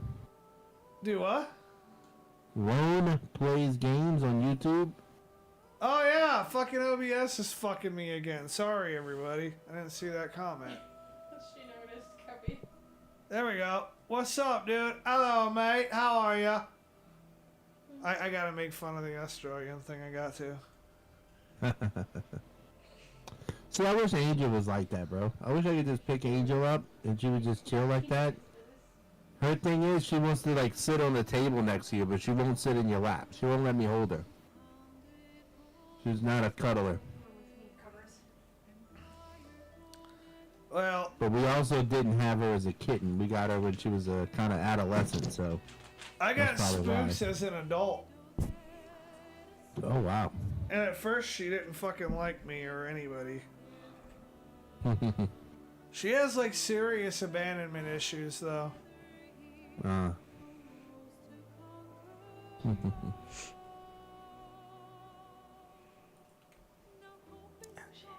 And I've been locking up the other cats at night so that like Yeah. she's free to go around and do what she wants to do. Cuz like Right. she doesn't want anything to do with the other cats, and she'll just fucking recluse and hide somewhere if they're constantly out. Okay. So I let her out to get her, you know, let her have some time to herself to do what she wants to do around the house, you know. Yep. I get it. Although rounding up the other cats at night can sometimes be a chore. That's fun. Because they fucking know. They fucking know. They got like an internal clock and they fucking know that they're getting rounded up. Hey, Crowley, the big boys are fighting. Bronson and fucking Strowman. Are they? Oh shit. Man, the only wrestlers that matter to me don't wrestle anymore. Well, these two guys here in the ring together are probably, I would say, 750 pounds I was gonna say together in the 700-800 ring. pounds. Yeah. Two big son bitches, dude. There's a lot of meat in this ring. You know what I want to see? I want The Rock versus Stone Cold. I tell you what, The Rock could do it. Austin can't.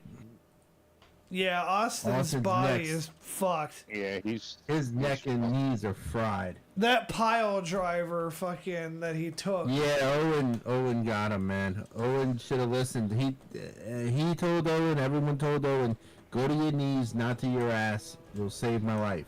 I was Owen listening. didn't listen, went to his ass and broke his freaking neck. I was listening to an interview of Stone Cold's where he was talking about that. Man, I'd love to sit down and have a beer with that man one day. Dude, you and me both. But absolutely. I ain't gonna lie, as much as I'd like to have a beer with him, I'd really like to have a beer with Paul Heyman. Dude, as far as wrestlers go, Stone Cold was my childhood fucking hero. Oh, mine too. In my lap. Where'd you learn to drink beer like that? Well, let Don't me make tell me you toss about you this out. creature. Tell you about Like the a rednecks in rattlesnake. Texas. It was fucking him and The Rock. Oh yeah. And they both had like some of the best entry music. Like when Oh, yeah. Stone Cold came in, the minute the fucking glass breaks, just Oh, yeah. the way the fucking crowd changed and like the That's why way he had that shirt. When you hear the glass, that's your ass. like every fucking thing in the ring fucking stopped. Oh yeah. But also the fucking Rock. Again, that was another one that would make the crowd go wild or just fucking stop everything in the ring when you hear the "Do you smell what the Rock is He was involved in cooking?" WrestleMania this year, in April. He was a big part of the championship match. He came in and tried to interfere for his cousin, and the Undertaker showed up and chokeslammed the shit out of him. Undertaker said, "Fuck you, we ain't doing that." You're being very rude. In some of the interviews, they talked about how the choke slam is one of the most painful wrestling moves. I can see it. I mean, when you're 7.5 foot in the air and hit that fucking mat. On the block, me and my friends growing up used to do these wrestling moves to each other. We all did. Let me tell you something. Getting choke slammed on the driveway fucking sucks. Whoa, yeah, no shit. Can you hear her grumbling? I do. Lord. I hear her. Holy shit. Like, I had, like, one of my friends was, like, fucking, like, 6 feet tall. And he picked me all the fucking way up and choke slammed my ass on the fucking driveway. Damn. I'm like, I'm going home now. I'm like, gee, you know, this kind of sucks. Right? Dude, I had... Thank God it was a Friday. I got 2 days to recover. I had one time when we set up... It was during the summer. I had one time when we set up a fucking wrestling ring out in the front yard. And we had, like, pieces of plywood that were, like, put up on top of each other and then put on top of, like, 55-gallon plastic drums and pallets. And it was a functional ring. It legit... Functional. Dude, it was. It worked. Fucking, I assembled this shit like a fucking engineer. And we could, like, slam the shit out of each other and the fucking barrels would absorb the impact some. One day it was raining, right? And then it stopped raining and we decided to go out and mess around on this wrestling ring. Oh no. And I'm like, you know what? I'm gonna do some real fucking pro wrestler shit. And I climbed up to a tree that was like, had a branch that was overhanging the ring by like 10 feet.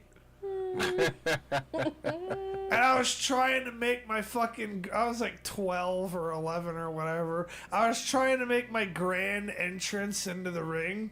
And I jumped off of the top of this like I wasn't even hanging off of it. I jumped off the top of this fucking branch, down onto the ring, did not take into account for how slippery the water would make that motherfucker, and I fucking ate it. I fucking lost that match before that match even started.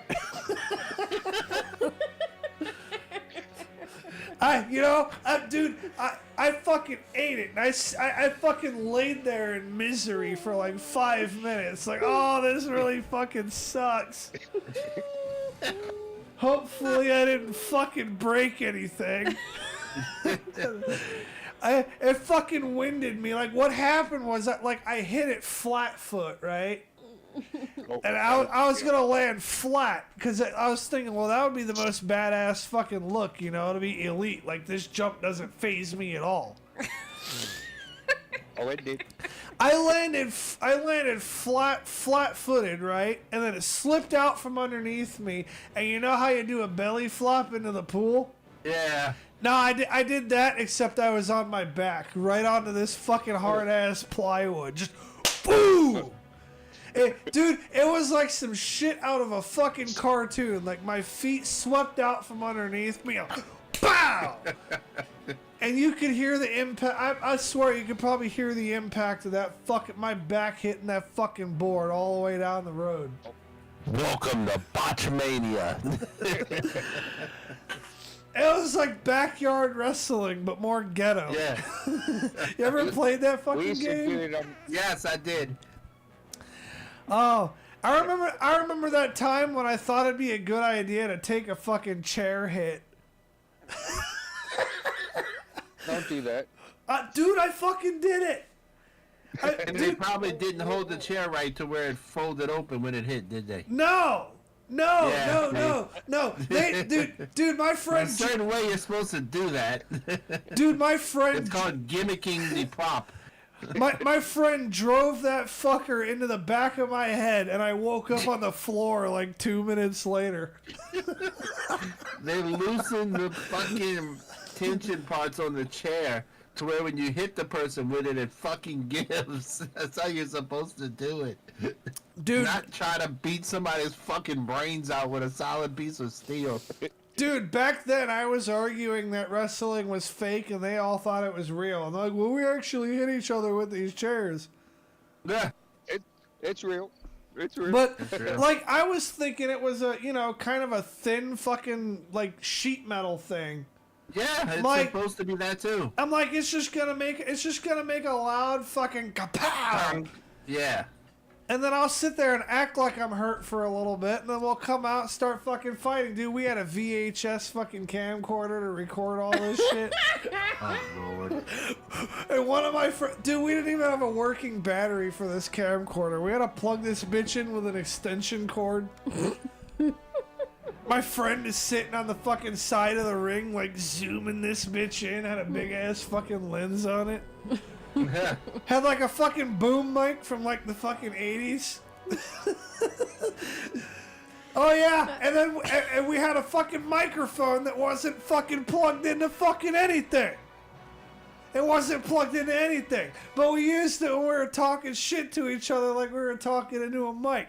We were putting on a whole ass... was on a dead mic.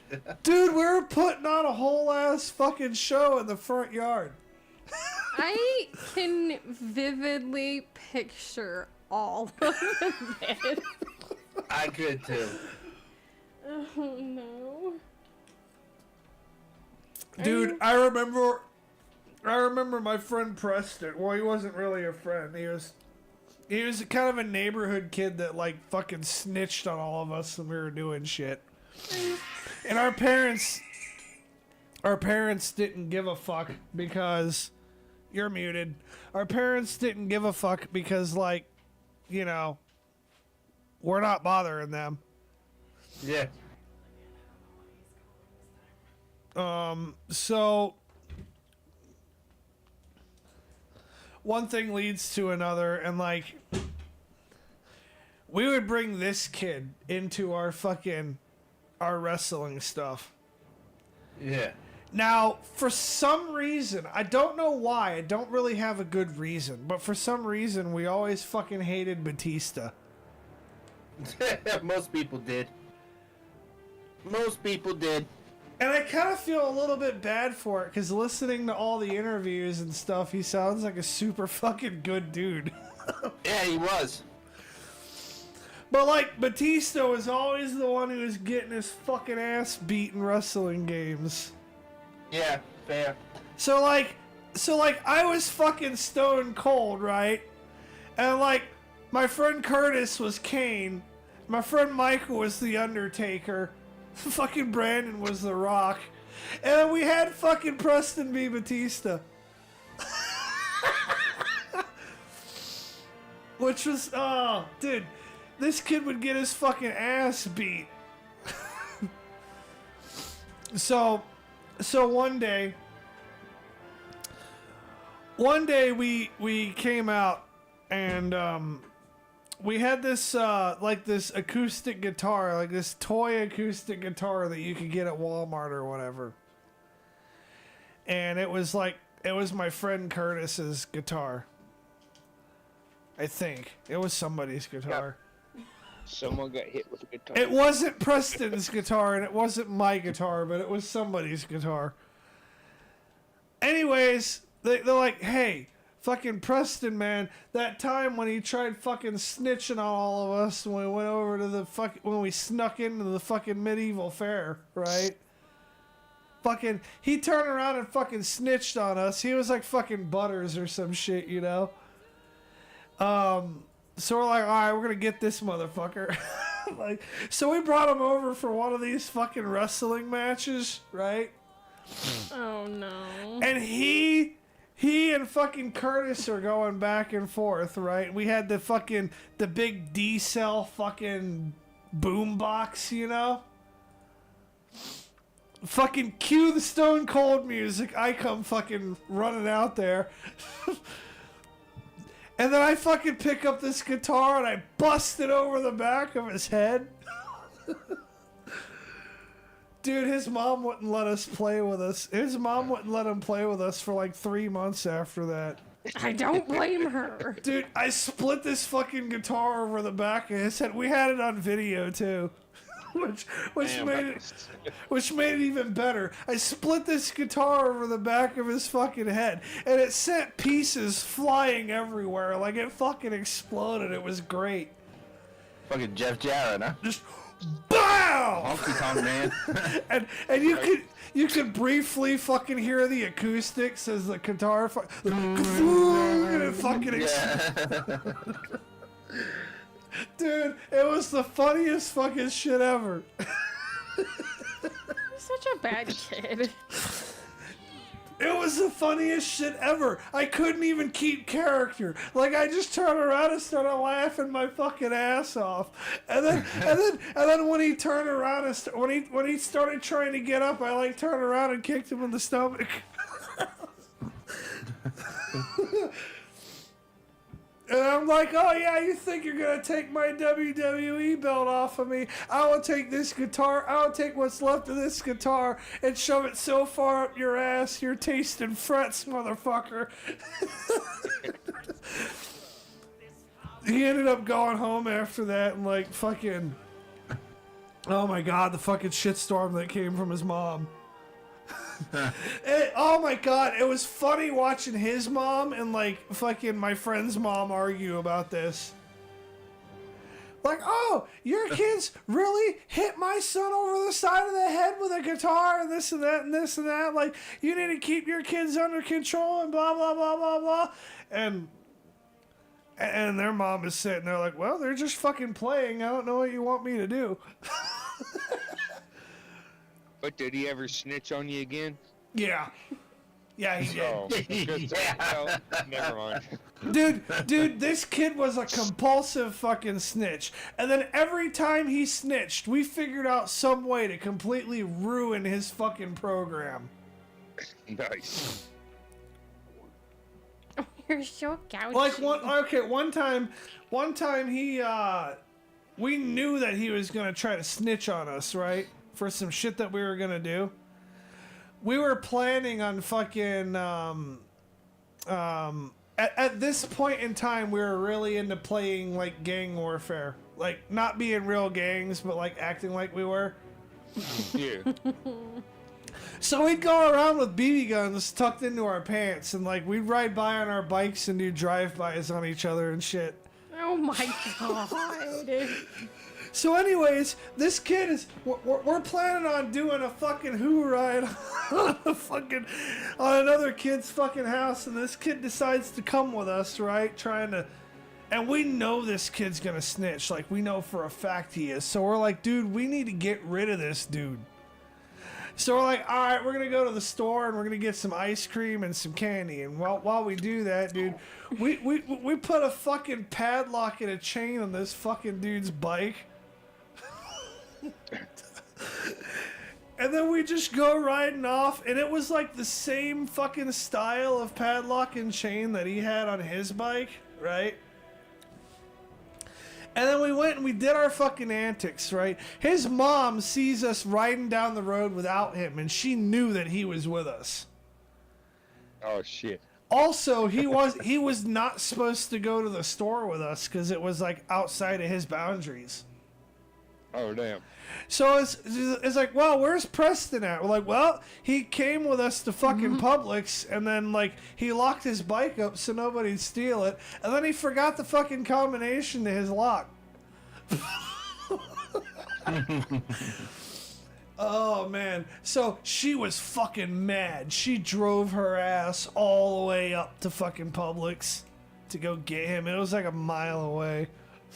And she fucking reamed his ass because she thought he really forgot the combination. And that she was gonna have to like buy him a new lock, and she did have to buy him a new lock because we took his original lock and hid that motherfucker. You guys are so mean. And dude, he was grounded for like a week. And then we're sitting on the fucking block, right? We're sitting on the fucking corner smoking cigarettes. He fucking comes up. He's like, dude, you guys are really smoking cigarettes? We're like, fucking yeah? Oh, that's so cool, man. Hey, dude, where the fuck have you been? We haven't seen you in forever. We knew what happened. But we're playing it off. Like, fuck have you been, dog? Aw, man, fucking... one of y'all put that padlock on my bike and my mom got mad and grounded me for a week. Like, oh, well, gee, that sucks. That was just a prank. My bad. It's cool, man. Ain't that big of a deal. Let's hang out. Like, fuck, here we go again. And we would straight up tell this kid, we're like, we don't really want to hang out. And then he'd still try to like tag along. It's like, all you'd have to do to hang out with us is not fucking snitch. Right. Don't be a dick. And he also got in trouble for being out of his boundaries, which, you know, he was pretty stuck there. Yeah. Because either that or he goes home and then he has to explain to his mom where their fucking $100 bike went. Right. Honestly, if I was him, I'd have just been like, yeah, somebody stole my bike. Because we were in a bad neighborhood and that shit happened.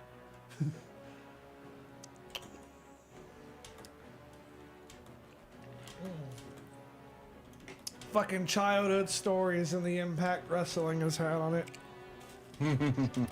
Maybe that's why I'm so fucked up getting choke slammed on the goddamn driveway. Maybe that's why everything hurts.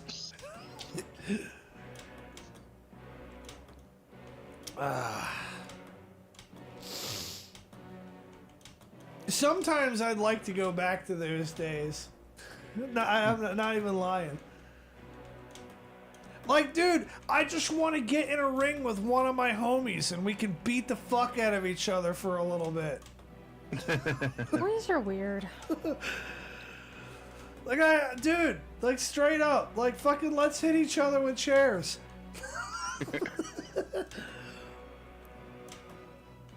Let me put you through a table. No. Yeah, no, for real, let's put each other through fucking tables. It cushions the fall. It looks dramatic. Dude, if we ever buy the limousine that I'd like to do and do the Sov Nation Grand Tour, one of these days we're gonna have to do a skit of somebody getting fucking slammed through a table.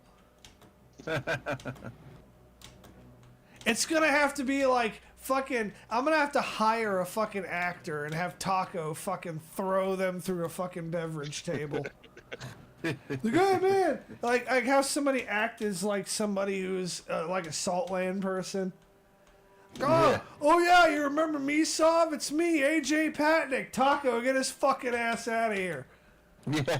We'll have an entire table set up with like lemonade and fucking like snacks and whatever those snack trays with all the crackers and little sausages and shit are called. And like, or we just go to Florida and get somebody. We'll have like the fruit fucking salads and shit. Like you'd have at like a fucking half-ass party, right? Like, Taco, get this fucker out of here. And Taco picks up the dude and like choke slams him on the fucking table and just kaboom! Or we can go to Florida and actually get somebody. Well, yeah, but I don't have the fucking money for the legal fees for that. We'll start up a GoFundMe like 2 months before we do it. We'll raise up the money. We'll figure something out. Oh yeah, because then having it fucking premeditated would make it totally better legally. Like, oh yeah. So you were planning on having the $50,000 for your bail, huh? Well, yeah. Well, guess what, motherfucker? Now your bail's set at $500,000. What now, bitch? God damn! I didn't kill him. I just put him through a table.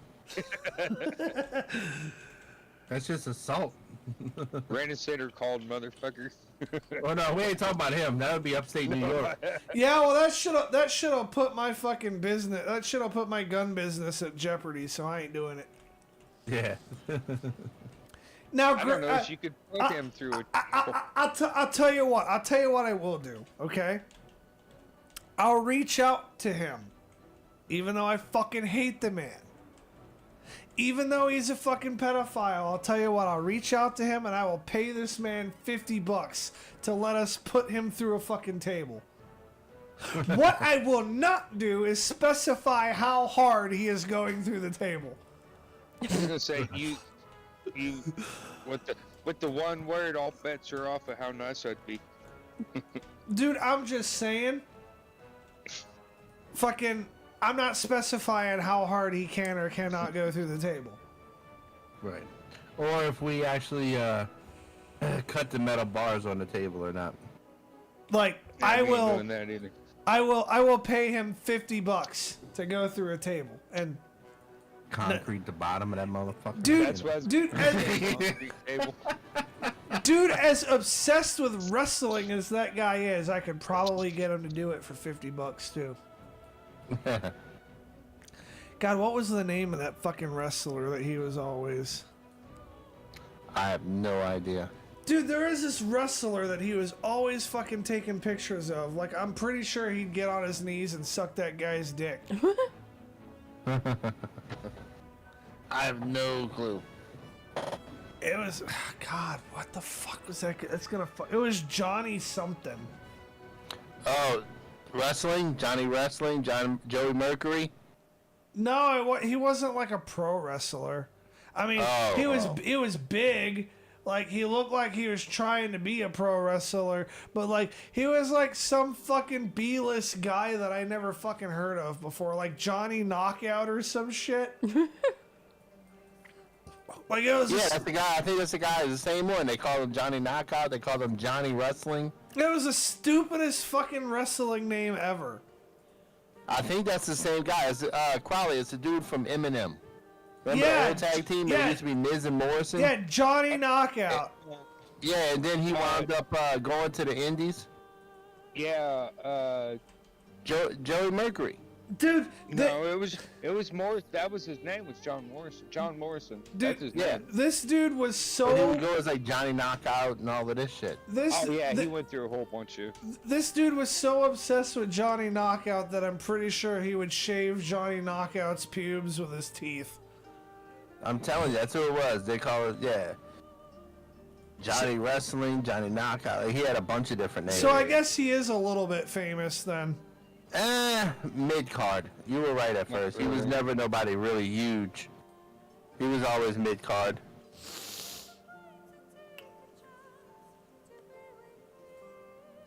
Yeah, fucking B tier. Like, somebody who you watch only because you have to. 'Cause you're like, nobody shows up to the ring to watch this guy. He's Not just really. there. When he first started, he got somewhat big, but he was still mid-tier on the big shows. Yeah. Dude, you know whose YouTube channel I stumbled on when it comes to wrestling? Who is like a fucking mid-card fucking guy? Who's that? The fucking Maven, his last name starts with an H. Yeah, Maven from WWE. His podcast actually isn't bad. Dude, no, he's got a pretty good YouTube channel. Yeah, his stuff isn't bad. He did a really good one with The Undertaker. I like how fucking humble he is. Yeah. Like, he's pretty honest. He doesn't try to, like, exaggerate his claims or any, like... Yeah, exactly. That's the reel I was watching the other day. It's like we were backstage and doing, I don't know what they say, like 4, 5, 6 hits of acid. Oh, we'll be all right. We'll call it in the ring. Then, like, middle of the match, the acid hits and nobody knows what the fuck is going on. Well, that used to be Shawn Michaels, but with so much. Yeah, I hated Shawn Michaels when that time period, honestly. Yeah. When he was pilled out. Yep. Hey, I got an idea. Let's talk about fucking Ukraine. Have y'all seen any of the shit going on there lately? I won't lie to you, bro. I've quit paying attention to them. Maybe you ought Because it's just... Maybe you ought to pay a little more attention to them because some of the shit they're doing is pretty cool right now. Oh, really? Yeah, they're taking the fight to Russia. Good. Like, they have invaded and successfully took and so far keeping Russian turf. Oh, fuck. Wow. Yeah, they've fucking taken over Kursk and they're going for another region of Russia right now. Oh, wow. You want you want to talk about a fucking underdog? That's ballsy as fuck. Or look, dude, Russia's like, if you cross this line, we will drop a tactical nuke on you. And then Ukraine is sitting over here like, all right, I'll cross that line. Yeah. And then Russia's like, well, fuck, no. I mean this line. If you cross this line, we'll put a nuke on you. And Ukraine's like, all right. Dude, fucking Ukraine hopes Russia nukes them. They hope Russia nukes them because if Russia does... That's it. If Russia does, every country in Europe is going to be after Russia. Oh, yeah. Even if they're not after it directly, like, they're going to be like, all right, we're going to send them our bigger weapons and we're going to tell them they can do whatever the fuck they want with them. You really think it goes more than proxy? As far as, like, other countries getting involved? Not for several years, at least Okay. when it comes to America. I agree with that. When it comes to America, like, I see France or, you know, somebody like that getting involved first. Yeah. I don't see America getting involved beyond a proxy level unless Russia directly attacks French soil. Yeah. I can see France getting involved, though. They've been talking and thinking about it. And that's interesting because when they hit France, that draws in the fucking NATO shit. So yeah. Yeah, if they directly hit France on their own fucking... Like, I think NATO will ignore it if France sends troops to Ukraine and those troops get hit over there. Yeah. But I if think... they hit French soil. Yeah, if Russia directly pops off and bombs some shit in France... Well, it's not going to be an outcome that will be favorable to Russia. We'll just say that. No. Because... So then does China jump in? Honestly, China's and been, the whole time. from what I've seen, China's been trying to distance itself from Russia. China's a little bit been trying to distance itself from Russia. Like, oh man, I think you guys might be going a little too far with this now.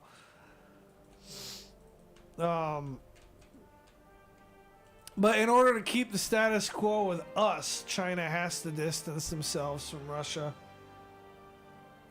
Like, China needs us more than they'd like to admit. A lot of their farm ground over here. a lot of the food that they need, to sustain their population gets exported from here.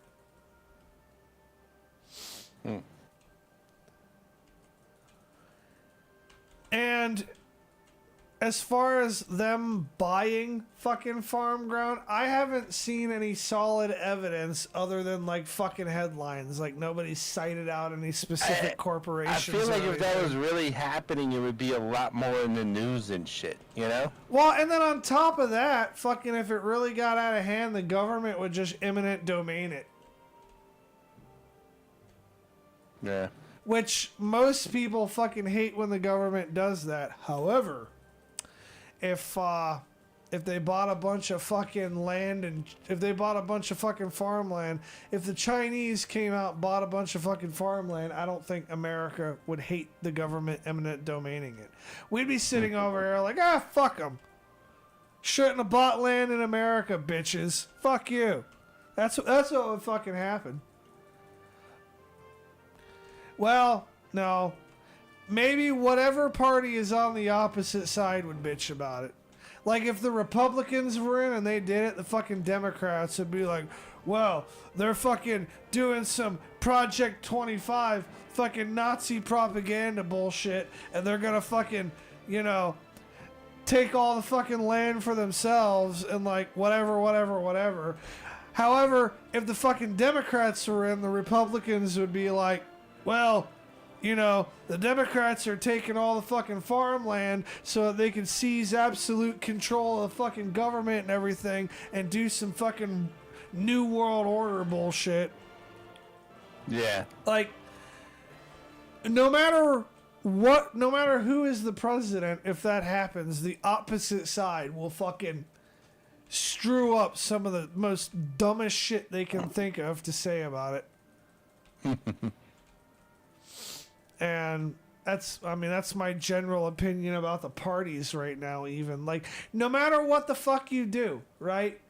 Like, if you're a Republican and you do something, the fucking Democrats have to hate it. How they word chant. Well, yeah. Like, dude, like legit, the Democrats could come up with a cure for cancer, right? They're gonna find a reason to bitch about it. And the Republicans will be like, yeah, they're putting fucking microchips in it and this and that and this and that, and they're trying to, and then fucking if the fucking Republicans came up with a cure for cancer, right? The fucking Democrats would be like, well, they're making it so that only white people can get it, and blah blah blah, some racism bullshit. Like, it doesn't, like, and that's kind of where I'm coming from. Right now, I'm in the state where I can't really agree with either party, and I fucking hate both of them, because, like, you could do the best fucking thing that you could possibly think of and still not fucking be right. Yep. It's either that or they could, like, there could be something going on. Like, maybe they pass a resolution, right? They're like, okay, you know what? We're finally gonna do it. We're gonna pass a fucking 20% flat fucking tax for everybody. I don't care what side is in office. The opposite side will be like, oh no, the fuck you don't. Even though that would be fucking good for everybody. Like, 10 years ago, the fucking Democrats were puppeting fucking healthcare bullshit. If the Republicans put through some universal healthcare right now, the Democrats would be screaming against the hilltops about it. Yep. Like, they don't know why they believe what they believe, and they don't care why they believe what they believe. They just fight for, like, oh, well, the opposing team did that, so that's bad. Like, this tribalistic fucking bullshit that divides the whole fucking country. Like, what people don't fucking realize is that both of these birds are attached to the same, or both of these wings, both the left and the right wing are attached to the same goddamn bird. And that's why the founding That's a really good fathers analogy. didn't want political sides. They don't seem to understand that we, like, instead of sitting here constantly fucking opposing each other at every fucking little thing, we need to come together and start figuring some shit out. And if we don't come together and start figuring some shit out, it's gonna get fucking bloody. Which will be fun and entertaining for people like me. But for people in the mass general population might not like that so much. Yeah. I mean, I'm planning on opening up a fucking arms business. Bloodshed is profitable for me when I do that. I like that shit. Like, oh, you know, you guys are gonna defend yourselves against the other people. Like, fucking, I don't care what side you're on.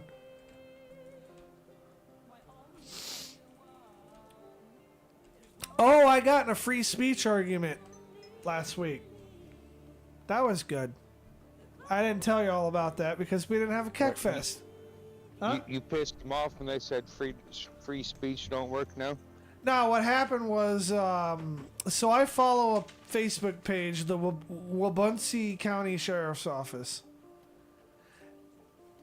And I really, really, really want to do a ride along with them one day. I think they're fucking awesome people. So... Your county? No. No, it's not even a neighboring county, but it is in Kansas. But they had a post on there where they were talking about being like mad about a previous call they had a couple of years ago, where somebody called the cops on a little girl for setting up a lemonade stand. Oh fuck! Why? That's what I'm saying. So I commented on the post. I'm like, well, is there a statute of limitations for abuse of the 911 system? Because if not, you should totally go back and ticket them. Right? No shit. like real talk. If you're gonna call the cops on somebody, on a little girl for setting up a fucking lemonade stand, fucking, you deserve that ticket. I will die on that hill. And they're like, Right, well, yeah, no shit. And the person's like, well, free speech. That's going to get in the way of free speech. You need to be able to call the government and complain about anything you want. Not calling 911. If we were talking about calling City Hall or the municipal court or something like that, yeah, sure, maybe. I mean, you're a fucking dick, but yeah, call them, whatever. But laugh your ass out the fucking door. No, they'll be like, well, we understand where you're coming from, and yeah, we'll have somebody look at it and we'll try to figure out what's going on. They'll tell you everything that you need to hear to get you out the fucking door. And then after you leave, they're gonna be sitting there like, gee, that guy's a fucking dick. And then they're gonna forget about you, other than talking about how much of a fucking dick you are around the water cooler. I wouldn't even wait for him to leave. What a dick. So, anyways, this dude comments like, well, you're messing with free speech. Like, you're saying that, by saying this, you're saying that you're in favor of the government coming in and limiting people's speech. Like, well, first off, calling 911 is not protected speech. No. It's not protected speech. If I call 911 right now and I say that there is a fire in my fucking house, and they send all the firefighters and all the other shit, they fucking roll them out, and there's not a fire here, like, well, you can't fucking ticket me, that's free speech. No, fuck that. Right? That's a waste. Now you're just wasting taxpayer money right there. Yeah, it costs like $1,000 for that fucking fire brigade to roll out anywhere.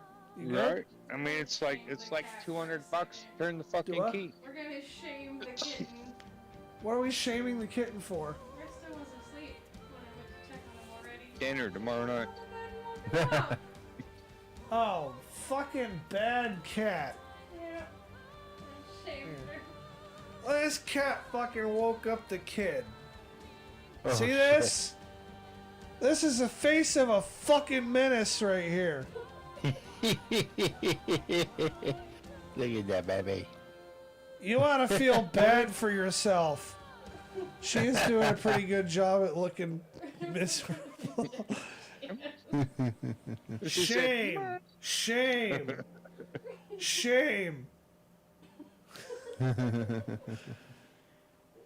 So, and shame on the person who fucking called the cops on a little girl for setting up a fucking lemonade stand. And especially shame on the person who was standing up for the cocksucker that fucking did that.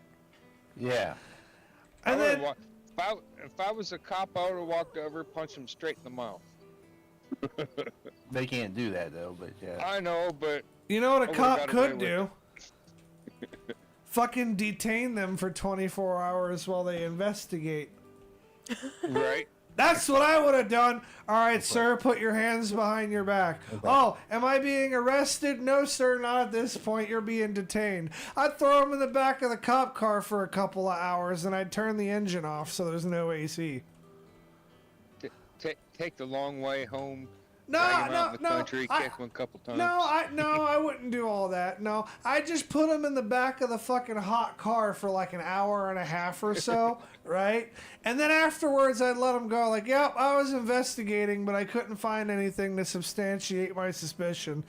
Sorry for the misunderstanding, sir. Have a nice day. As they get out of the back of my car, fucking covered in sweat. That's what I would fucking do if I was a cop. I'd lock him in the fucking hot box. You ever seen that movie Django? I'd lock that motherfucker in the hot box. Yeah. Oh yeah. But anyways, so me and this guy argued for like a while, and then eventually I got to the point that I'm like, look, you, by this comment section and this debate, it's been shown to me that you yourself are the type of person to call the cops on a little girl for setting up a lemonade stand. So we don't have anything to say to each other. Like, a little girl who spent more time in water and lemonade than she's gonna make. So yeah, and I mean, on top of that, that's just a good fucking thing to let your kid do. I mean, yeah, go for it. Shit. Let him make some money. There a couple, like, also, like, a couple of weeks ago. That would have made that better is if a bunch of Harley riders rolled through and bought it all.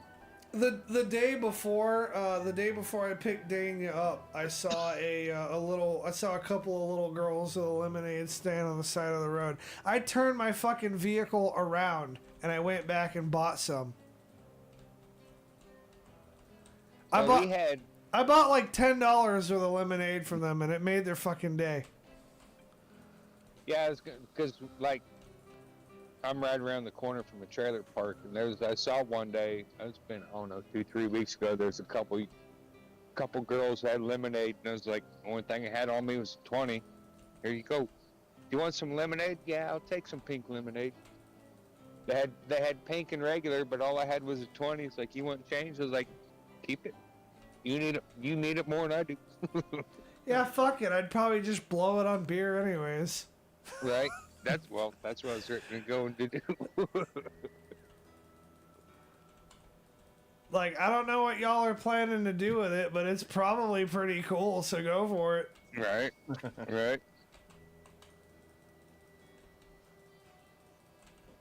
But yeah, so... I mean, shit, I grew up on my grandparents' farm, so we had sweet corn out the ass. I'd load the wagon up for the pull behind for the John Deere mow, go down the corner, have a sign. I don't know, shit, it was like mid-late 80s, so it was like half a dozen for a couple bucks. I didn't give a shit. So I knew what was going to happen if we didn't. My grandmother was going to blanch it, and I was going to be cutting millions and millions of ears of corn for the freezer.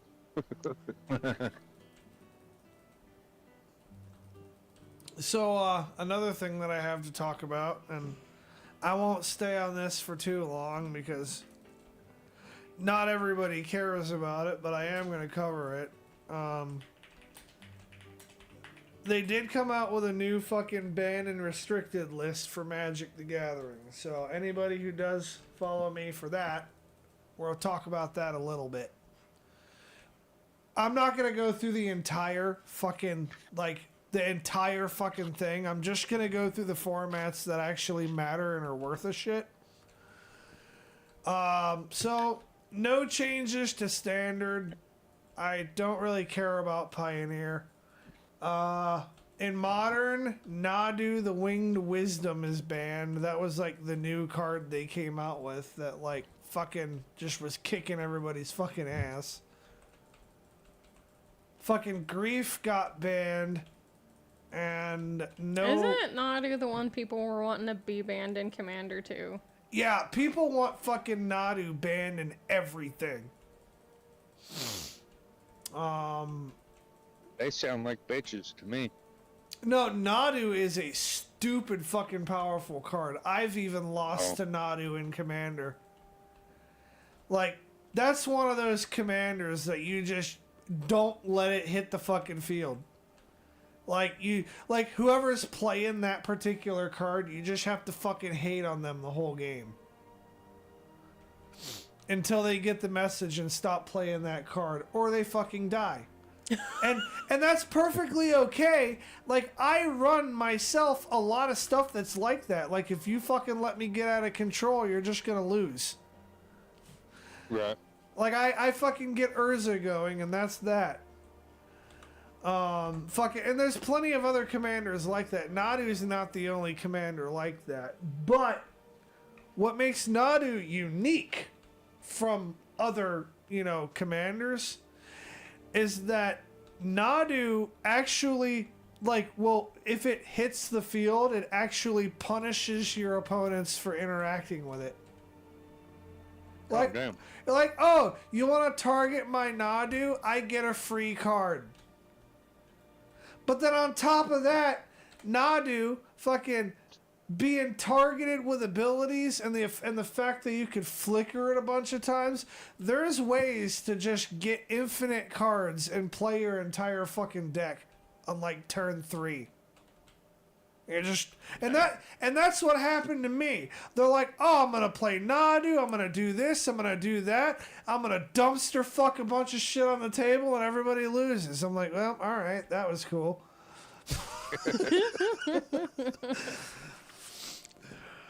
But I also don't mind losing to shit like that because I think shit like that's entertaining to watch, even if I'm not doing it.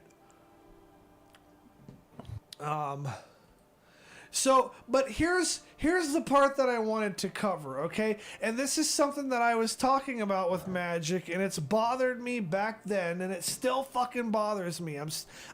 There's a part of me that's still pissed about this. So they came out with a set called Modern Horizons 3. The name Modern would indicate that is for the modern format. It's not Standard Horizons, it's not Legacy Horizons, and it's definitely not fucking Commander Horizons. But they put stuff in it that was designed for Commander. Now, having some stuff in a set that's designed for Commander in and of itself is not problematic. But when you have every fucking set in the game that they put out revolving around Commander design, and then you go as far as to have the set that's supposed to revolve around Modern design be designed around Commander instead, it doesn't sit right with me. Like that's like going to fucking McDonald's and like trying to order a fucking taco. Or McDonald's selling tacos. Like, hey, guess what? We know you come here for burgers, but we're taking the focus away from burgers. We're not going to sell burgers anymore. We're just going to sell tacos. I'd be sitting there like, the fuck? So this article, and then they were saying, like, everybody who plays Magic was like, well, Modern Horizons 3 is really Commander Horizons 3. And they even made Commander decks for it. Well, it gets better, right? Because Wizards, the people who make Magic, were fucking preaching all up and down, oh, yeah, Modern Horizons is made for Modern. It's not made for Commander. We didn't take Commander into consideration when we made it. Except they made Commander decks for it. So yes. But they're saying up and down to anybody who would listen. However, today we have a very different statement, and I am about to read that to you right now. Oh, no. For Modern, Nadu, the Winged Wisdom, is banned, and Grief is banned. Grief is not surprising. We're not going to focus on that. We don't care about that.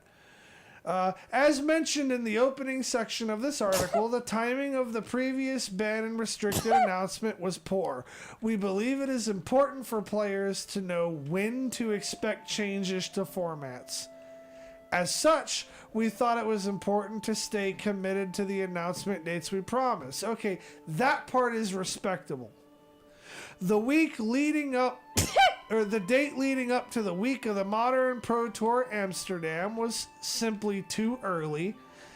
and would have served us all better being a few weeks after that event instead. Okay, fair enough. Other than the fact that Nadu dumpster fucked all over the Pro Tour. This caused the last month and a half of Modern to be fairly stringent. Players knew that we were likely to ban Nadu on the next opportunity, but they also knew that the best chance to win an event was likely playing with Nadu.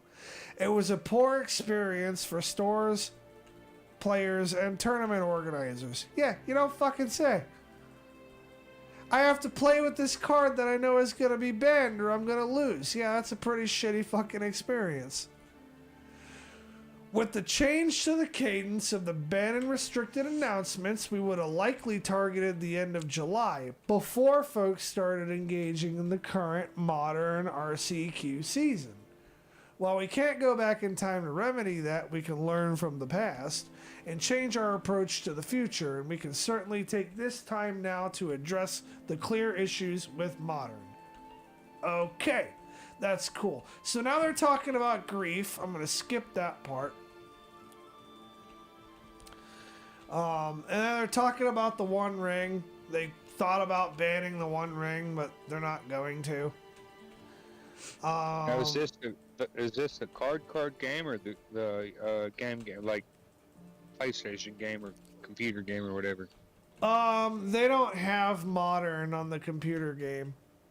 Oh no, I didn't know if it was like the real card game that they were banning them from. Yeah, they're talking about the real card game and from MTG Online. Okay, I got you. Okay.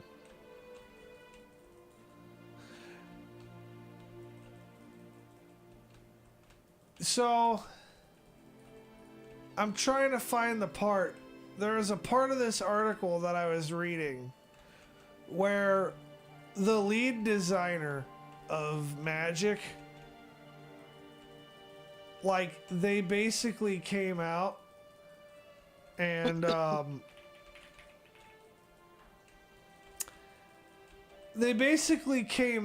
were like, hey, yeah, so we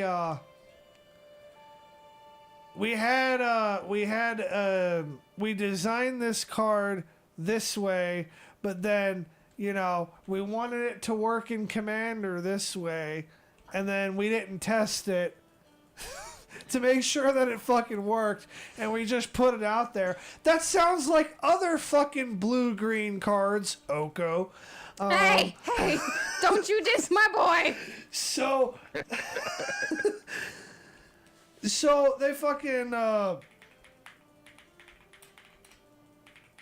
and they're like, yeah, we didn't test it. We just put it out there hoping it would fucking, you know, work fine.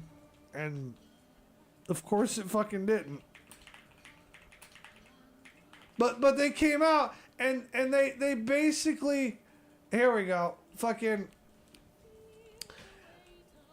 this is an article on the official Magic website from Michael Majors, who is a lead designer. As the lead designer of Modern Horizons 3, I wanted to weigh in on our decision today. Nadu Winged Wisdom was a design mistake. The community quickly identified in the preview season that, and they talk about combinations of cards that I was talking about earlier that would like let you play your whole fucking deck. And he's like, as one would expect, many of these decks were untuned, either being too fragile or using Nadu as an afterthought rather than the primary game plan. Before the Pro Tour, it was clearly a strong deck, but it hadn't quite shown itself as bannable. As we know, the Pro Tour changed that. The best players in the world had the incentive to tune the deck for the highest possible upside, and they delivered. And they talked about different cards that they added and removed from the deck to optimize it.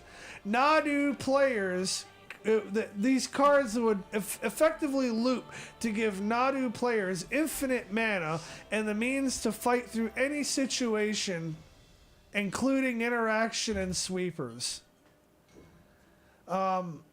The deck was a beautifully built and logistical nightmare.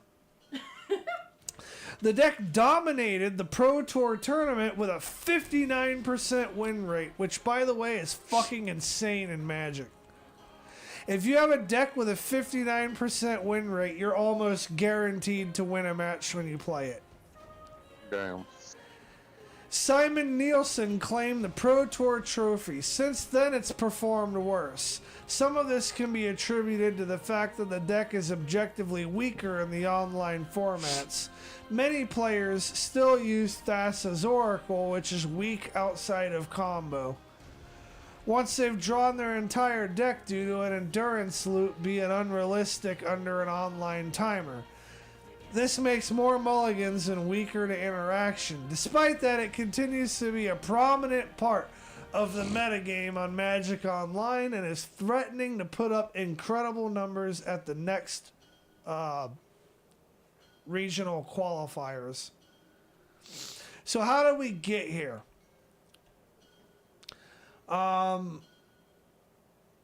Nadu went through almost all of Modern Horizons development looking quite a bit different than it did. So, I don't expect you guys to understand this, but Dania here will know what I'm saying here. Yeah. The original fucking Nadu, not the one that we have out now, was supposed to be one green, one blue, and a generic. Legendary creature, Blade Wizard. 3/4 flying. You may cast permanent spells as though they have flash. Whenever a permanent you control becomes the target of a spell or ability an opponent controls, reveal a top card of your library. If it is a land card, put it on the battlefield. Otherwise, put it into your hand. That is fucking busted as shit. So your opponent tries to get rid of it, and it basically gives you free shit.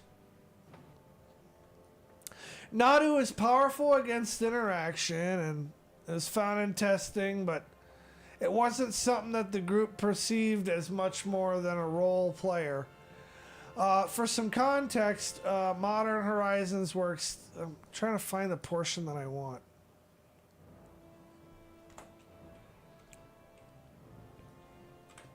In one of the meetings they had, there was a great deal of concern raised by removing Nadu's flash granting ability for commander play. After removing the ability, it wasn't clear the card would have an audience or a home, something that is important for every card we make. Ultimately, the intention was to create a build aimed at commander play, which resulted in the final text. So right fucking there, from the lead designer of Modern Horizons 3, right fucking there, the intention was to create a build around aimed at commander play. And that's something, like, I've been talking about that, and fucking people in the Magic community, for the most part, other than people who already think this, fucking haven't listened. Now the fucking proof is on the fucking pudding right there. So now I'll move on to some other shit, but that's some fucking bullshit. Alright, come here real quick. I want to show you something. What do I gotta get up for? I found something cool. Is it something you can send me the link to, or is it in your game? It's in my game.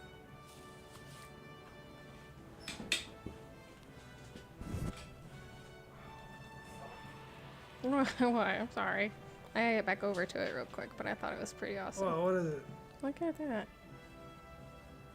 Oh, it's like a fucking dinosaur fossil. Yeah, isn't that cool? Yeah, that is pretty cool. Big fucking snake looking thing. Yeah. Interrupting our schedule. Dude, she found a fucking dinosaur fossil thing in Coral Island, I think the game is. It is, yes.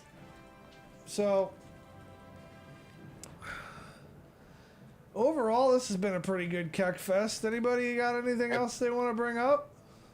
Have they banned any more of your what card set did you get this Fallout? They banned any more of your Fallout cards or no? Nah, they haven't banned anything that I give a single solitary shit about, which is alright for me. So I know you said they banned like what, 2 or 3 of them.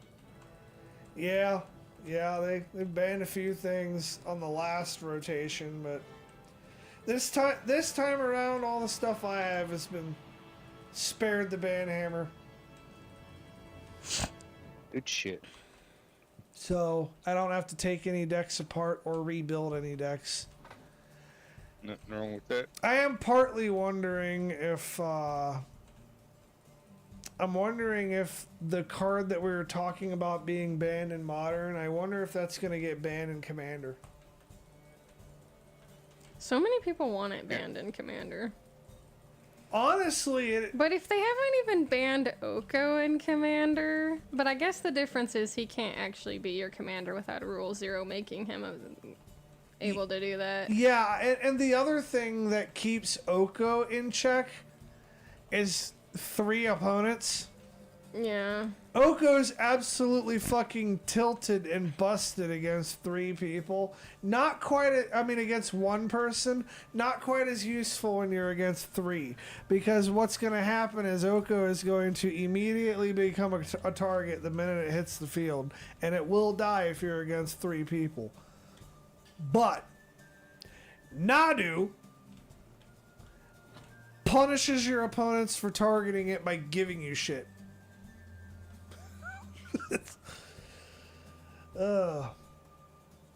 And I think Nadu honestly would be alright if it costs more mana. Like, real talk, if I was gonna build a Nadu commander deck, I would be able to build a Nadu commander deck that would oftentimes be able to play it on turn 1, the majority of the time be able to play it on turn 2. Especially in the colors that it's in, you would ramp that fucker out instantly. And then your opponents would just be sitting there like, Jesus, this sucks.